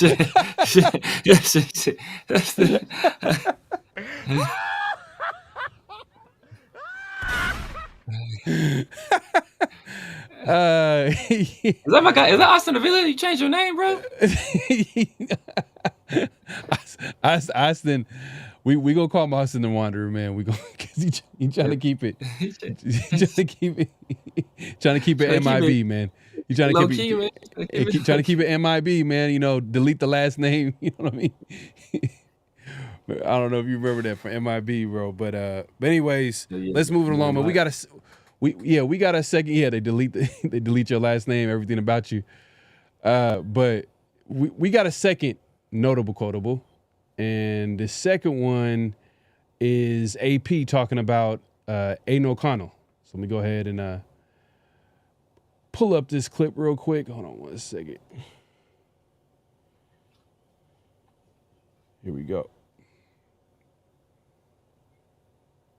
Thought he competed. I thought for what we knew we was getting with Spags in that defense, that he stood in the pocket, made some tough throws, took some hits, took the shots down the field like we wanted. We had some opportunities to take shots down the field. He threw them. And I thought our skill guys did a hell of a job competing and making some really big plays for us. Okay, I mean, he's shown low to Aiden O'Connell. I mean, he didn't give him supremely high praise, but he called like how he saw it. To me, in my opinion, that's probably the best I've ever seen Aiden O'Connell play in a regular season game. The best I've ever seen him play. Just overall, just if you just put everything together on the road against a divisional opponent, one of the best defenses in the NFL. Context always matters. And for him to put out like at least 300 yards, 2 touchdowns. I know he had a 4-touchdown game with the Chargers, but I think that was just more about the Raiders dominating the Chargers more than one player dominating. I think Aiden O'Connell, last drive in the game, how he was just moving the ball downfield, making tough throw to bring him down to the field goal range. And obviously it didn't end in the W, which is the most important thing, but it was a lot of good things in my opinion. But yeah, man, if AB's still here, he's probably gonna be drafting a QB for sure. Like it's not gonna change nothing. Whoever comes in and drafting the QB, man, whoever comes in and the QB, and yeah, I mean, just off the top of my head, like I said, I can't think of, like I said, outside of that Chargers game, where we put up all those points, I can't. We know. My bad, my bad, the Wanderer. My bad, bro. I hear. Man, this dude, Severe is all like, you gotta change your picture there, bro. You can't be at that. He's all like, keep it low key. His last name? He said, "What's happened to his last name?" He goes on to say his last name. He got the same picture. Like, how you keep the same picture? Like, he's like, "What happened to your last name?" Yeah, I was like, man, it's like this. Like, you changed your last. They changed your last. You kept your same picture. Like, you keep the. Real severe, man. The whole government. Yeah, man. Hey, man. I caught on though. I caught on. I think earlier I said it on accident, just off just the strength of like me seeing it all the time. But the second time around, I caught it, man. You know how it be like those troll accounts? They'll like take somebody else's picture and be like, yeah, that happens too, Austin. That happens too. Like people be messing around and stealing people's pictures and stuff. But what were you about to say though? But yeah, man. Like I think AOC played well, but like I said, bro, we scored 17 points, man. Like like everybody pump your brakes. 26. Like 26. Like, but how many times did he get to the red zone? So like he had 2 long touchdowns. So I give him that. Like one of them was a dime to Trey Tucker. That pass to Trey Tucker, that was a great throw. He stood down there. He took a hit. He delivered a nice pass. Defender tripped on the play, but it was still a good ball. And Trey Tucker scored. I think the other one, it was a pass to Brock. Brock made some guys miss. He did what Brock does. But I don't think we might not have had any trips to the red zone, or maybe one, right? So it's like, how productive were we offensively? We put up a lot of yards, but not a lot of points. Like at the end of the day, you don't win games by gaining yards, right? You win games by scoring points. So we gotta cash those in. Hopefully, his first game back. So this is going to be a building block for him, but it also could be a situation where like this his first game back, a new offense. Like the NFL has to get more tape on him, has to see what he does well with this new play caller in this modified offense. And once they start catching up to him, then they'll start taking away what he likes, and then it'll be a little bit tougher for him. So it can cut both ways. But this first game back, man, I think he for the most part he passed with flying colors. Still not enough for me to pass on drafting a quarterback, but I think he did well. Yeah, facts. I think, to be honest with you, man, I just think AOC, man, I think he did. To me, it was his best game. The points thing, he did. If one of the best kickers in the NFL hit 2 out of 3 of those field goals, that's 23 points on the road, and that's enough to win the game against one of the best defenses in the NFL, against one of the best teams in the NFL, in the Chiefs, at Arrowhead, where it's super cold, where we've seen quarterback play go downhill. Derek Carr, you know what I mean, playing their worst football of their career, and he was able to have one of his, if not one of his best football games in the NFL. So I gotta give him props. But it's just one game. We'll see how it shakes out for the rest of the season, and it still won't. To me, it won't change anything. Because at the end of the day, like, that time has gone. Like if let's say if the Raiders were competitive and going or heading into the playoffs, then you could have that argument. Then you can make that case. But right now, we're out of the playoffs. There's so many things like we don't know if this coaching staff is coming back next year. It's just, at this point, it's more about, can AOC be a solid backup option for that quarterback spot, or even be a bridge quarterback, because Minshew need to go. Minshew need to be gone. They need to cut him. He's disgusting. Like he's terrible. He's already gone. He's terrible. He's gone. Norv Turner is the best coach for AOC. Hey, maybe. We'll see. Is that I don't know if that's a compliment for Norv Turner or if that's an indictment on Aiden O'Connell, because Norv Turner ain't been a good offensive coordinator for like 20 years, bro. So Scott Turner is technically, he's the OC, but we all know Norv Turner's back there talking to his son like, hey, back in my day, this play used to work on this. But I'm sure like great minds come together. Because there's a few times where you're watching the game and the telecast, and you hear the guys over there talking about like, man, that was a great play call by Norv Turner. There was a great play call by the Turners where they were able to get one-on-one matchups. Because I feel like Brock Bowers, they were able to get one-on-one matchups, and everybody knows that we're going to throw it to Brock Bowers, but somehow, some way, we're able to get the ball to him. And that's what good OCs do. They're able to get the ball to their playmakers. Yeah. Is Miller our left tackle next year? Hell yeah. Last year on his deal. Yeah, man. He's coming. He's our left tackle. Bro. He's only 29 years old. He's in the prime of his career right now, especially for a left tackle in his prime. Yeah. He's rounding in the form. He gave up a sack this game. It was a situation where it was kind of a cover sack. I think Aiden O'Connell didn't notice that it was empty middle, so he had to throw to Jacoby Myers that he could have made. It would have taken him throwing with some anticipation, taking him making a spot throw, letting Jacoby go get it. He didn't pull the trigger, and he ended up taking a sack on that play. It was kind of on Miller, but it was kind of on Aiden too. But before that, I think he hadn't given up a sack since like week 6 or something like that. So he's rounding back into form, had shoulder surgery. I think it's all coming together for him, and I think he's going to be even better next year. Yeah, we'll see. But you know what, though? I'll say this about Miller. I feel like he's I don't want to say he's replaceable, but he's not the best player at his spot. I feel like he gets beat by some good players at that position. And it's tough because there's a lot of talented players on the edge in the NFL, but I feel like if there's a guy out there that's super talented that possibly the Raiders go after, they could easily draft a guy maybe in the second. You know what I mean? They could easily draft it. There's not going to be a second round tackle that's going to be better than. He's now, if he's trying to save 15? money, is he top 10 or top 15? It's 12ish, like in the 12, 15. sort of 12, yeah, 12. Top in 15. that range. Top 15. I think if he's healthy, if he comes back healthy next year, I think he can be top 10.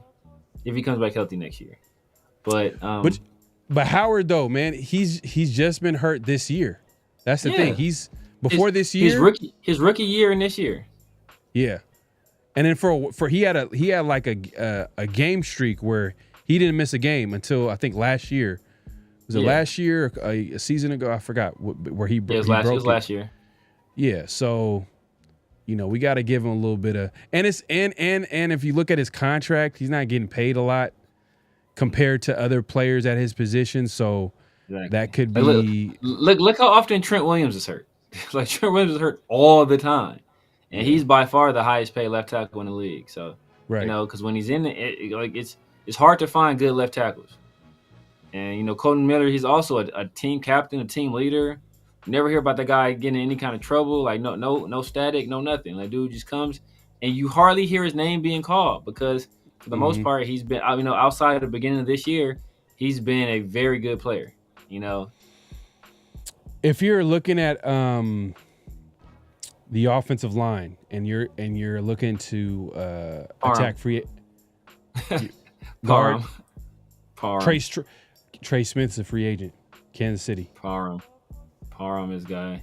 He's a probably Trey Smith about to get paid. He's 25. He's about to get stupid paid. He about to get stupid and that guard paid. market last year went crazy. So you already know he's going to look to probably reset it. And he's 25, so you already know he's going to try to probably be the highest paid offensive guard. So Trey Smith's the guard. Oh man, if we able to get it's happened before though.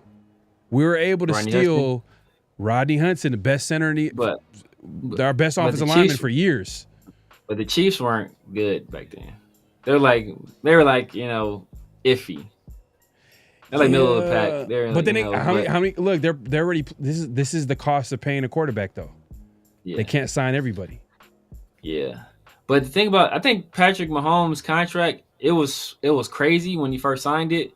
But I think some of that money is like it's the cap hit is not as much as it was before. So I think it's like the deal looks more reasonable now than it did previously. So they'll have some flexibility, but that would be a dream. Hey, that would be awesome. I just don't see it happening, man. But we definitely got to upgrade over Parham. Jordan Meredith, man, he's actually looked pretty good out there. He's actually been pretty good from what I see in film study. Like he's looked pretty solid. Can we upgrade over him? Yeah, but he's still fairly young. It's not a guy like I'm immediately gonna run out. It's like, oh, we have to get rid of you. But Parham's been a problem. Parham has been a serious problem. Yeah. I mean, we'll see, man.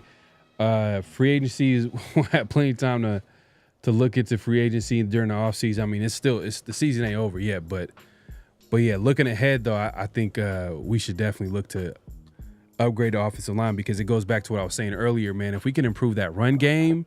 You've seen what it's doing for AOC. You've seen what it's doing for this offense. I know they just scored 17 points. They should have scored 26 if they didn't miss field goals. They could have stole a win in Arrowhead, but it is what it is. But I just think that you improve that run game, it makes guys like AOC look better. It makes that young rookie QB that you're looking to draft, it makes his job a little bit easier because guess what? It's going to be a learning curve.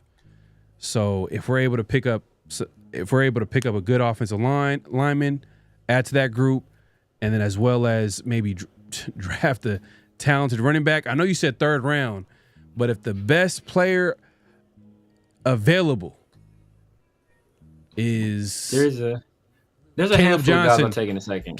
Caleb Johnson from Iowa. Tom Telesco special. That's all I'm going to say. Tom Telesco special.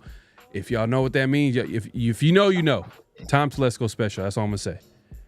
Best player available, man. Should I pick up Sincere in my fantasy league? Hey, you know what? No. Dynasty League? That's where they stash them? No, that's where you keep them. You keep them from year to year. No.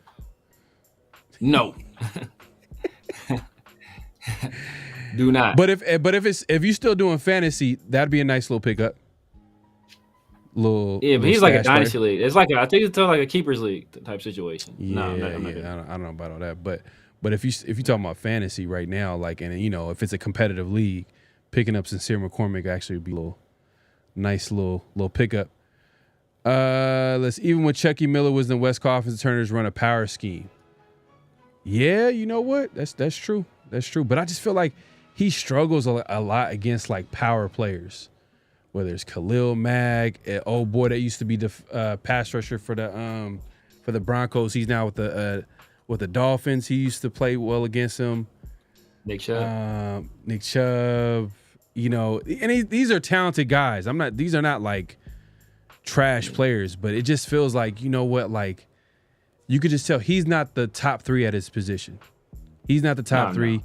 He'll never be the top 3. He'll never be the top 3. He'll never be the top 5. He just will be a good, solid player. Good, solid player. But you don't need that you don't need top 3, top 5. You got like he's perfect where he's like top 10-ish to 12-ish, like that in that range. Right. Perfect, because he ain't gonna be crazy expensive, but he's still very good. So it's like he's right in that lane, right where you want him to be, right? And that's when you just upgrade those other. Oh, yeah, there it is, Bradley Chubb. What did I say, Nick Chubb? Yeah, Nick Chubb, back. Yeah, Nick Chubb, Bradley Chubb. Back. Yep. Yeah. He just struggles against. Khalil Mack, but these are guys. They're not scrubs or whatever. Khalil Mack's Hall of Famer. Well, win some of these battles, like when we're playing.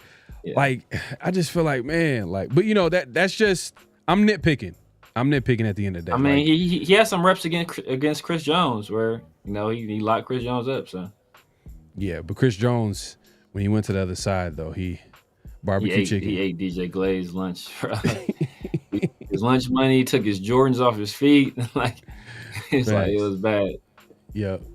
But let's move it along, man. We got what's real, what's not. This is where I say a statement. Y'all let me know if it's real or it's not. And I guess this kind of like pretty much summarizes what we've been talking about. Aiden's performance against the Chiefs give the Raiders some hesitation regarding their need to draft the QB. So AOC's performance against the Chiefs should give the Raiders some hesitation regarding their need to draft the QB. Is this real or is it not? Let us know in the chat. Not real. Yeah. Not real. And I think we both kind of made our feelings known about this throughout the show. Like, yeah. I like Aiden, man. I think Aiden is going to have a very long career as a backup. He's going to be in the league for a long time. You know, if we bring in a new coaching staff, he's probably going to go somewhere else. He'll catch on with another team just because he's a smart guy. He's studious. He works hard. He has enough talent to be on an NFL roster, but I don't think he has enough talent to ever be a starting caliber quarterback for the long term. And but I think he'll be in the league. I think he'll spend like 9-10 years in the league as a backup, man. And then after that, he's a guy I can see that goes the coaching route, whether that be in college or the pros. I think he's a smart enough guy to do that, but I just don't think there's enough talent there for him to be, you're the guy that's going to carry your franchise. Yeah, he's going to have to, man, fight and claw his way from here on out, man. Because at this point, I think the Raiders are kind of locked in to get a young QB. And to be honest with you, hearing, hey, if Tom Brady is the guy calling the shots, he's a big believer in QB development and not throwing a guy out there. So there is a chance that Aiden might be the starter next year. And there might be the QB that we draft is a guy that, they're probably going to take their time before they give him starter reps. It's a possibility. Aiden might be the bridge starter if he plays well enough. He plays really good football from here on out to the end of the season and then going into next season. Obviously, he's going to be third year in the NFL. He's seen a few things around the NFL as far as defenses. Maybe he could be that bridge starter at best for this team, which is there's nothing wrong with that. Just replace Minshew. Just get rid of Minshew. Minshew, I'm done. That was cool and all, a nice little experiment, but it's for sure over. We don't need to figure out what Minshew's going to give to the Raiders. It's not good. It's not worth what he's getting paid at all. Yeah, he's 28. I mean, high end backup money. Come on, man. I'd rather give that to a guy that's been there, has been winning Super Bowl, or not win the Super Bowl, but at least played playoff games and played big games. It's not worth it, man. It's not worth it. They should cut their loss now. I know they might take a little hit as far as the cap, but they have a whole bunch of. They could easily make it one of the. They have a bunch of money. They could make it a June 1st cut. They could spread it out over 2 years. Spread it out over 2 years. Yeah.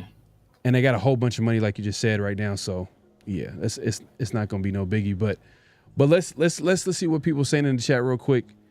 Pittsburgh took over Raiders Stadium. They did. Yeah, they did. They always do, bro. I mean, Pittsburgh. They travel well, man. That's one of the best fan bases, man. Mad respect to the Steelers.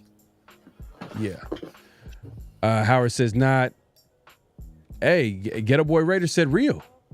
He's one of the. He's all in on AOC. He's all in. The Wanderer says not real. Raider says not real.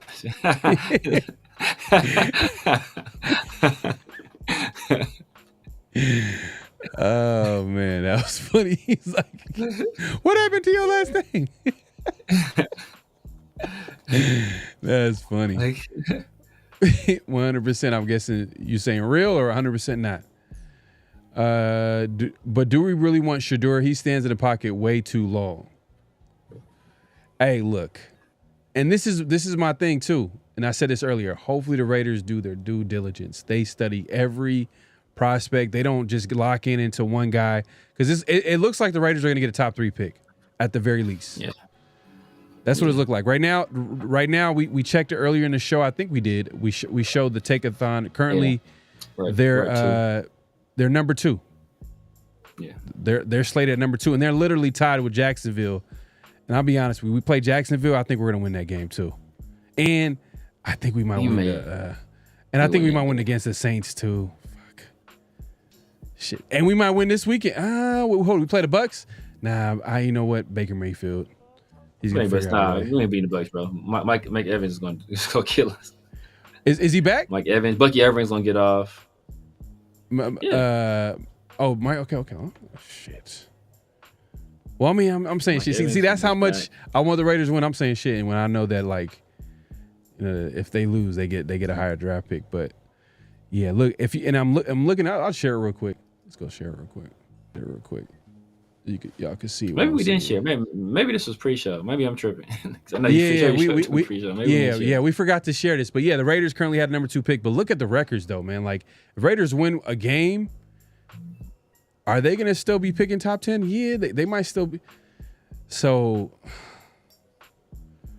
man, hopefully they stay within this range right here. Yeah, top 3, top 4. Look at Jacksonville, they're gonna probably be without Trevor Lawrence for a while. The Giants, they went full tank and they benched Daniel Jones. Then Tommy DeVito got hurt, so they trotted out Drew Lock out there. So they ain't win no more. New England might win another game. Carolina probably win another game. The Jets, that's hit or miss. Look, if you're not picking, if you need a quarterback and you're not picking in the top 3 or 2, you got to worry about teams jumping you. Yeah. To trade up and get a quarterback to get your guy. So just like a team like Jacksonville could easily trade down. A team like New England could trade down. So, and you can see there's not a lot separating the teams. Yeah, exactly. So, I think the Raiders are going to win a couple. Watching them against the Chiefs, the way they're playing right now, AOC looked pretty solid. They're running the ball a little better. The offensive line is playing better. I'm like, yeah, they're gonna win. They're gonna win a couple games. They don't look like a team that's gonna lose the. They're not gonna lose. They're not gonna lose the rest of the season. Jacksonville for maybe sure. Jacksonville. The Saints. The Saints. Taysom Hill probably. Taysom Hill and Alvin Kamara.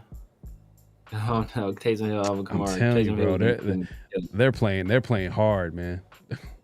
They're playing hard, but we'll see. We'll see, man. We'll see how it shakes out. But I just feel like watching them the other day, I was like, you know what? Or just period. I just think that they're gonna win a couple of games, especially AOC. I think Pierce is gonna try to win a few games just because he wants to, and if he wants to end it on a high note, he doesn't want to go out and end the season not winning no games since 8 straight losses. It's been 8 straight losses. Yeah, this is the worst Raiders season in a while, man. But let's see, not enough talent. He could make every throw on a football field, man. People are arguing back and forth. We got Steeler fans in here. Come on, man. Just leave us alone. Just leave us alone. I told y'all about Russ. All the Steelers fans, I told y'all about Russ. Man, salute to my guy Smoke in the building, man. Champion golfer in the building, man. She says salute my guys, man. Man, Smoke is the biggest Tim Brown fan in the world, man. If you know, you know. If you know, you know.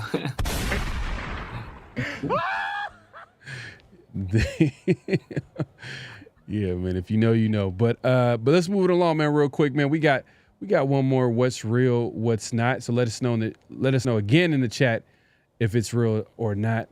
And this one is something that we talked about earlier too. And I guess you kind of know our thoughts. Adam Butler and Klayvon Chaseon have played well enough to be considered priority re-signings for the Raiders. Adam Butler and Klayvon Chaseon have played well enough to be considered priority re-signings for the Raiders. Is that real or is that not? Let us know in the chat. Definitely. That's definitely real, man.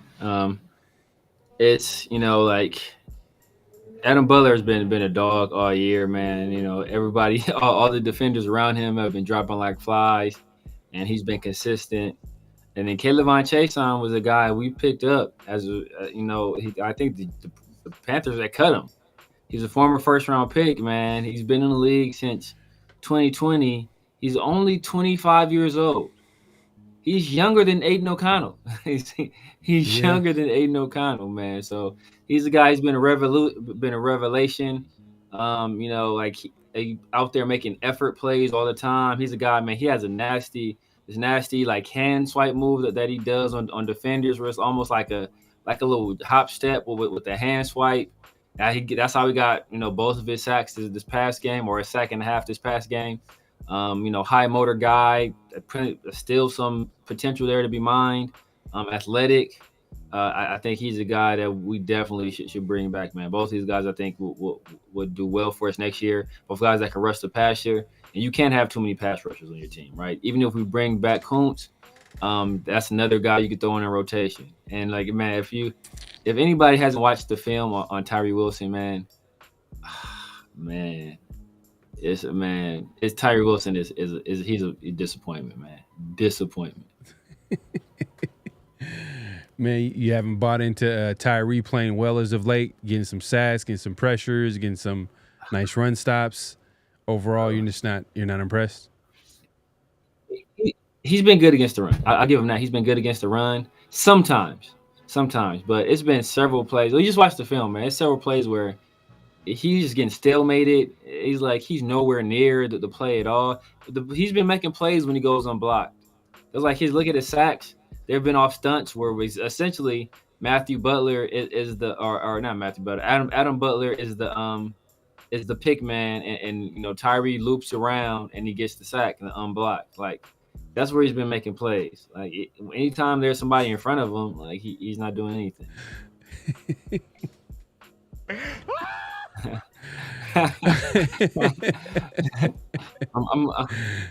I don't worry. I got a jersey for you, bro. I'm a mail it up. Man, that's funny. Everybody's saying real. I agree. I think we should bring him back. But I think, yeah, everybody's saying it's real. But at the end of the day, what does the contract look like to bring back Adam Butler and Chase Young? I think it'll be a 1-year deal for Chase Young, maybe, just because, like, you know, he comes in the middle of the season, plays pretty solid. I mean, are you giving him more than 1 year off of, like, what, partial season? I mean, unless he, from here on out, he gets, like, 10 sacks, 15 sacks, and I'm like, oh, yeah, we got to give him a multi-year contract. But I mean, he's only going to be give him a multi-year, but you just play games with the guarantees. I mean, that's essentially what it is. So you front load the contract, put all the guarantees in the first year. So that way, if he continues playing well, you still got team control over him for, you know, let's say you give him a 3-year deal. You know, you still have team control over him for 3 more years. Same thing with Adam Butler. Adam Butler, he's a little bit older. I think he's like 29. So his deal is going to look a little bit different. And he's a guy that might be a little bit harder to bring back because he's going to go to the highest bidder because, you know, he's been in the league for a while.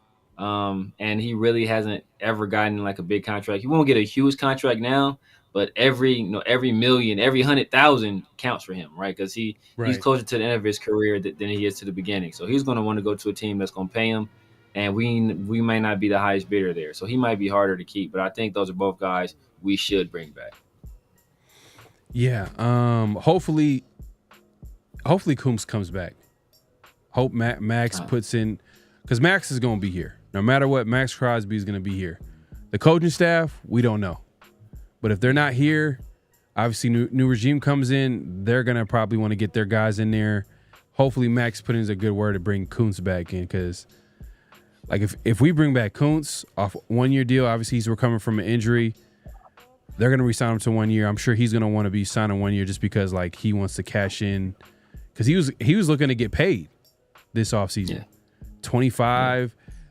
The way he played last season, he was going to probably, you know, build off that this season and then be probably the highest paid pass rusher, because looking at the pass rushers coming out this year, there's not a whole lot of like young pass rushers that are 25 coming out. So most likely he would have got paid, but I'm sure he probably would just maybe sign a 1-year deal, maybe come back to familiar place, play in a locker room where he's familiar with, play with Max Crosby. You add that with Chase Young, the depth, because all the good teams in the NFL, they have depth. So if you bring these guys back, you building that defensive line. I kind of like that. Adam Butler, what does a contract look like with Adam Butler? Are you giving him more than more than 1-year deal? I know we got $100 million in cap space. I'm giving both guys 3 years, but you it's depending on how the guaranteed money is where it's going to be the difference. And you giving Adam Butler 3 years? Yeah, Adam Butler 3 years. Yeah, they'll take him to what, age 33? His at 33 season. I think he's 30 now or 29 now. He'll be 32, 33. 3 years, Chase $3 on million? maybe 3 years, maybe $3 2 million? year for maybe a 2-year deal for Chase on. 2-year deal for Chase on because he's more unproven. But Matthew Butler, I'm giving him a 3-year deal. 3 years, $3 million? You said 3 years, $3 million? What? He will sock Tom Telesco dead in his face, bro. He will sock Tom Telesco dead in his face. Hey, shout out to Louis. I said I told y'all about Chase Young being a dog. You both laughed. Sign that man. You know what? Look, I probably did, man. I probably did. Yeah, because what he's done so far in his career up until this point has been, I guess you could say he's a bust. He was drafted by the Jaguars, kind of fell out with them. But, hey, Raiders pick him up. He's taking advantage of the opportunity right now. He's not the guy. He doesn't have, like, a lot of pressure on him. So he's just taking advantage of his one-on-ones, because you see Max Crosby get triple-teamed and tackled, and they're doing everything to stop this guy, and it's making opportunities easy for guys like Adam Butler and Chase Young, which there's nothing wrong with that. You need role players. But it's just like, how much do you play role players? You know what I mean? That's the question. Yeah. That's all I'm saying. And that's something that they're gonna have to figure out. Raider Ray, I think he sums it up well, man. I'm not gonna lie, that is true though. He does get a lot of, when he does get his pressures, bro, he's He's like, Tyree's unblocked. No one's blocking him. When Tyree is not being blocked, that man is unblockable. That man is unblockable. Yeah. But as soon as you put some, bro, he was getting hemmed up by a tight end. A tight end was giving him. I'm like, bro, it was to quote Pharaoh, it was disgusting. It was disgusting. Austin says, I think working out a Morig contract is higher in priority than these two, to be honest, because safety contracts aren't that expensive.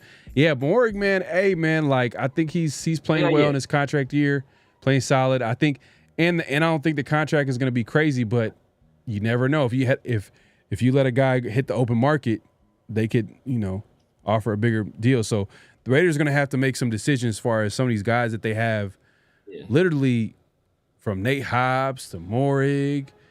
We just talked about Chaseon and Adam Butler. Like, Coupon Tom, is he going to do it?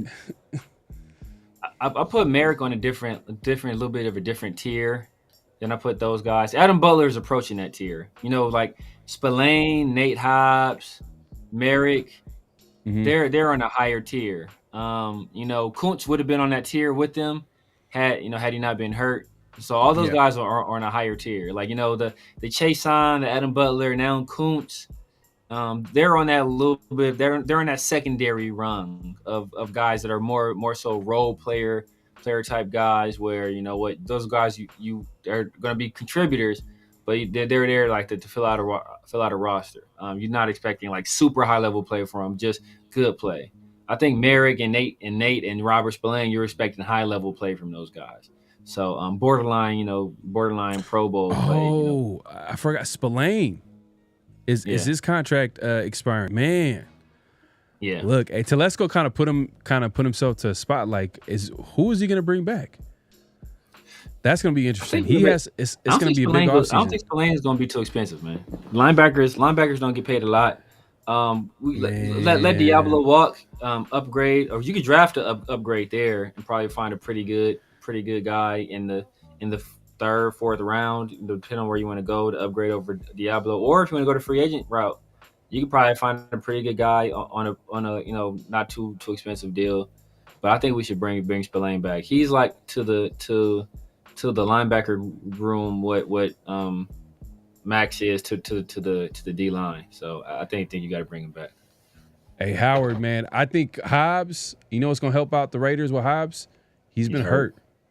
All the time. He's been hurt. Yeah, he's hurt all the time.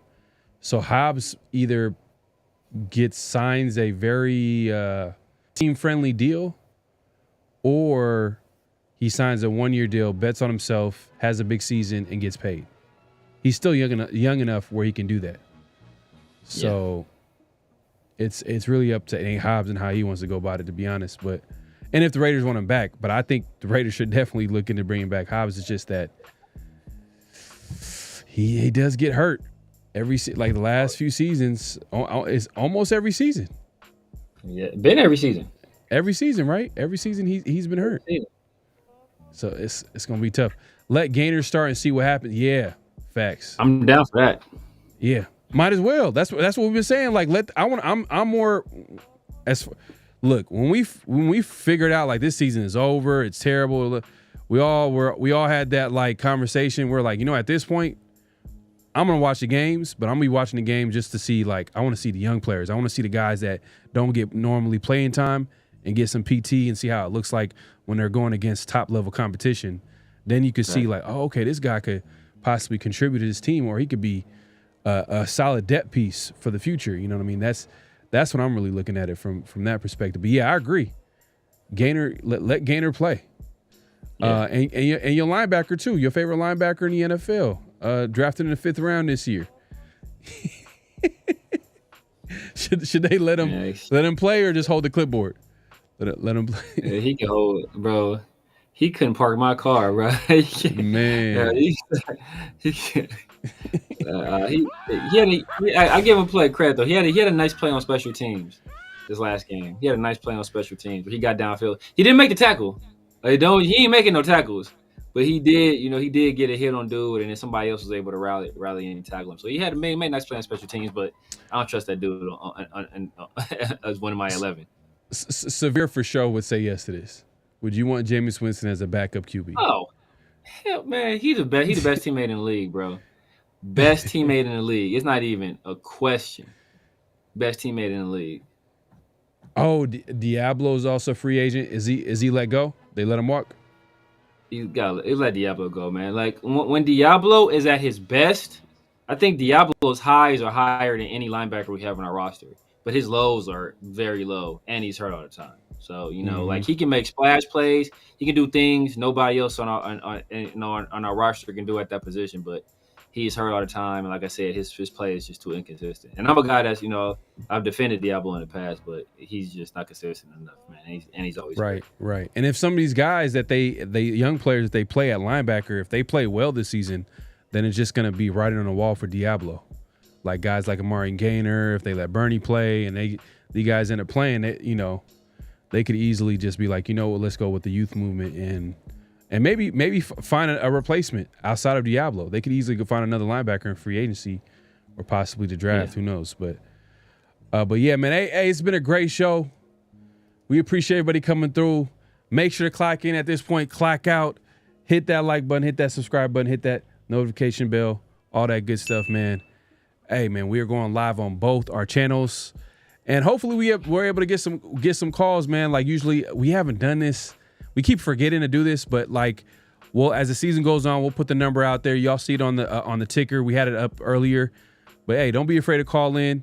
We'll have that conversation as well with y'all, man. We want to hear from Raider Nation to see what y'all think about the team, where it's headed, some of the players that you think that need to play, some players that need to go. We're gonna have a whole lot of time to talk about this team, so definitely the future shows call in. But man, like I said, it's been a great show.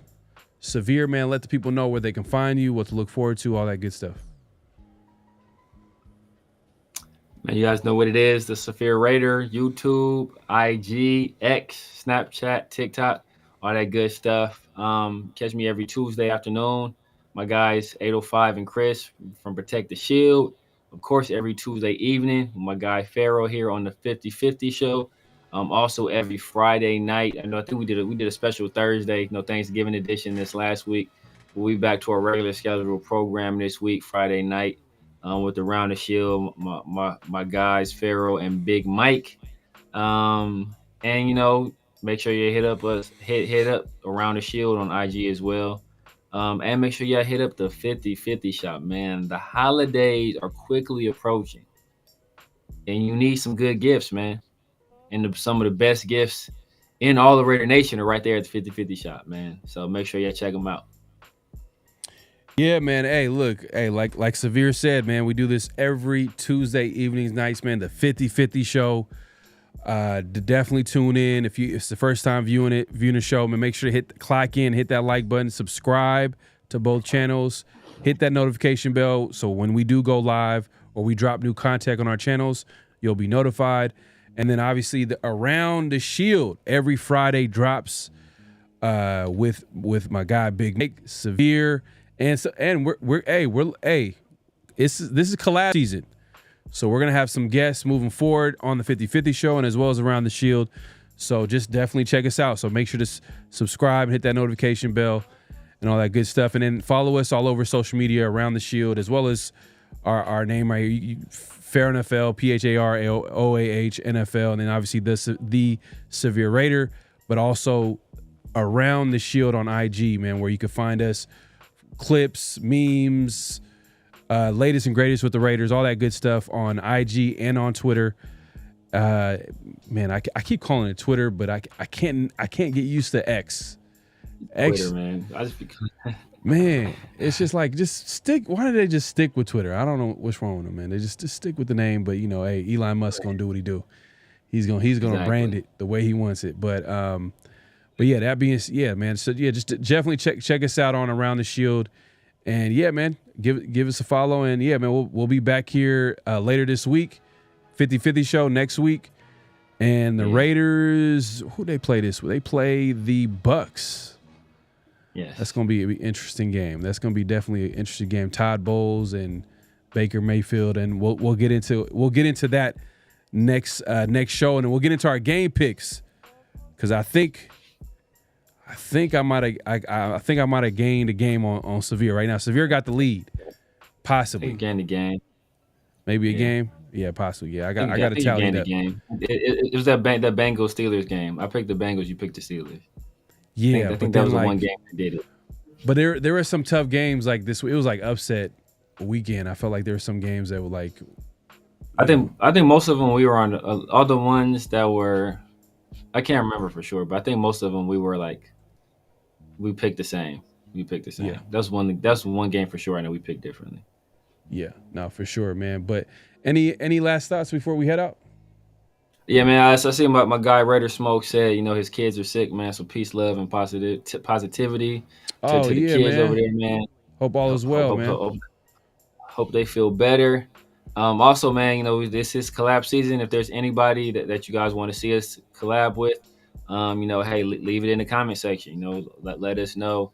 And down in the comment section, if it's something we can make shake, then we'll try to make that happen. And my guy Steve Oriana, he has a very important message for everybody. What do you say? God bless y'all. See y'all later. Pharaoh, 7 3/8. Wow, Steve, that's how you feel? That's how you feel, Steve? That's a beautiful message. A beautiful holiday message. I appreciate it. Wow, Steve. Oh, man, I didn't say it ain't so, man. You over here, damn, like that. Wow, man. Would love to see y'all group. Hey, we'll see what we can do, man. We'll make that happen for sure. We'll just see what we can do, man. But yeah, leave a comment in the comment section. Let us know as far as who you want to collab with, and let us know about the Raiders season and who do you think AOC is going to be is he the franchise QB that we've been looking for? If he kills it this season, should the Raiders forgo drafting a QB? Let us know in the chat, man. But yeah, we out of here, man. Hey, Steve. Yeah, man. I see how it is, Steve. I see how it is, man. I'm out, man. I'm butthurt right now, man. Just win, baby. Hello? You play to win the game. You don't play to just play it.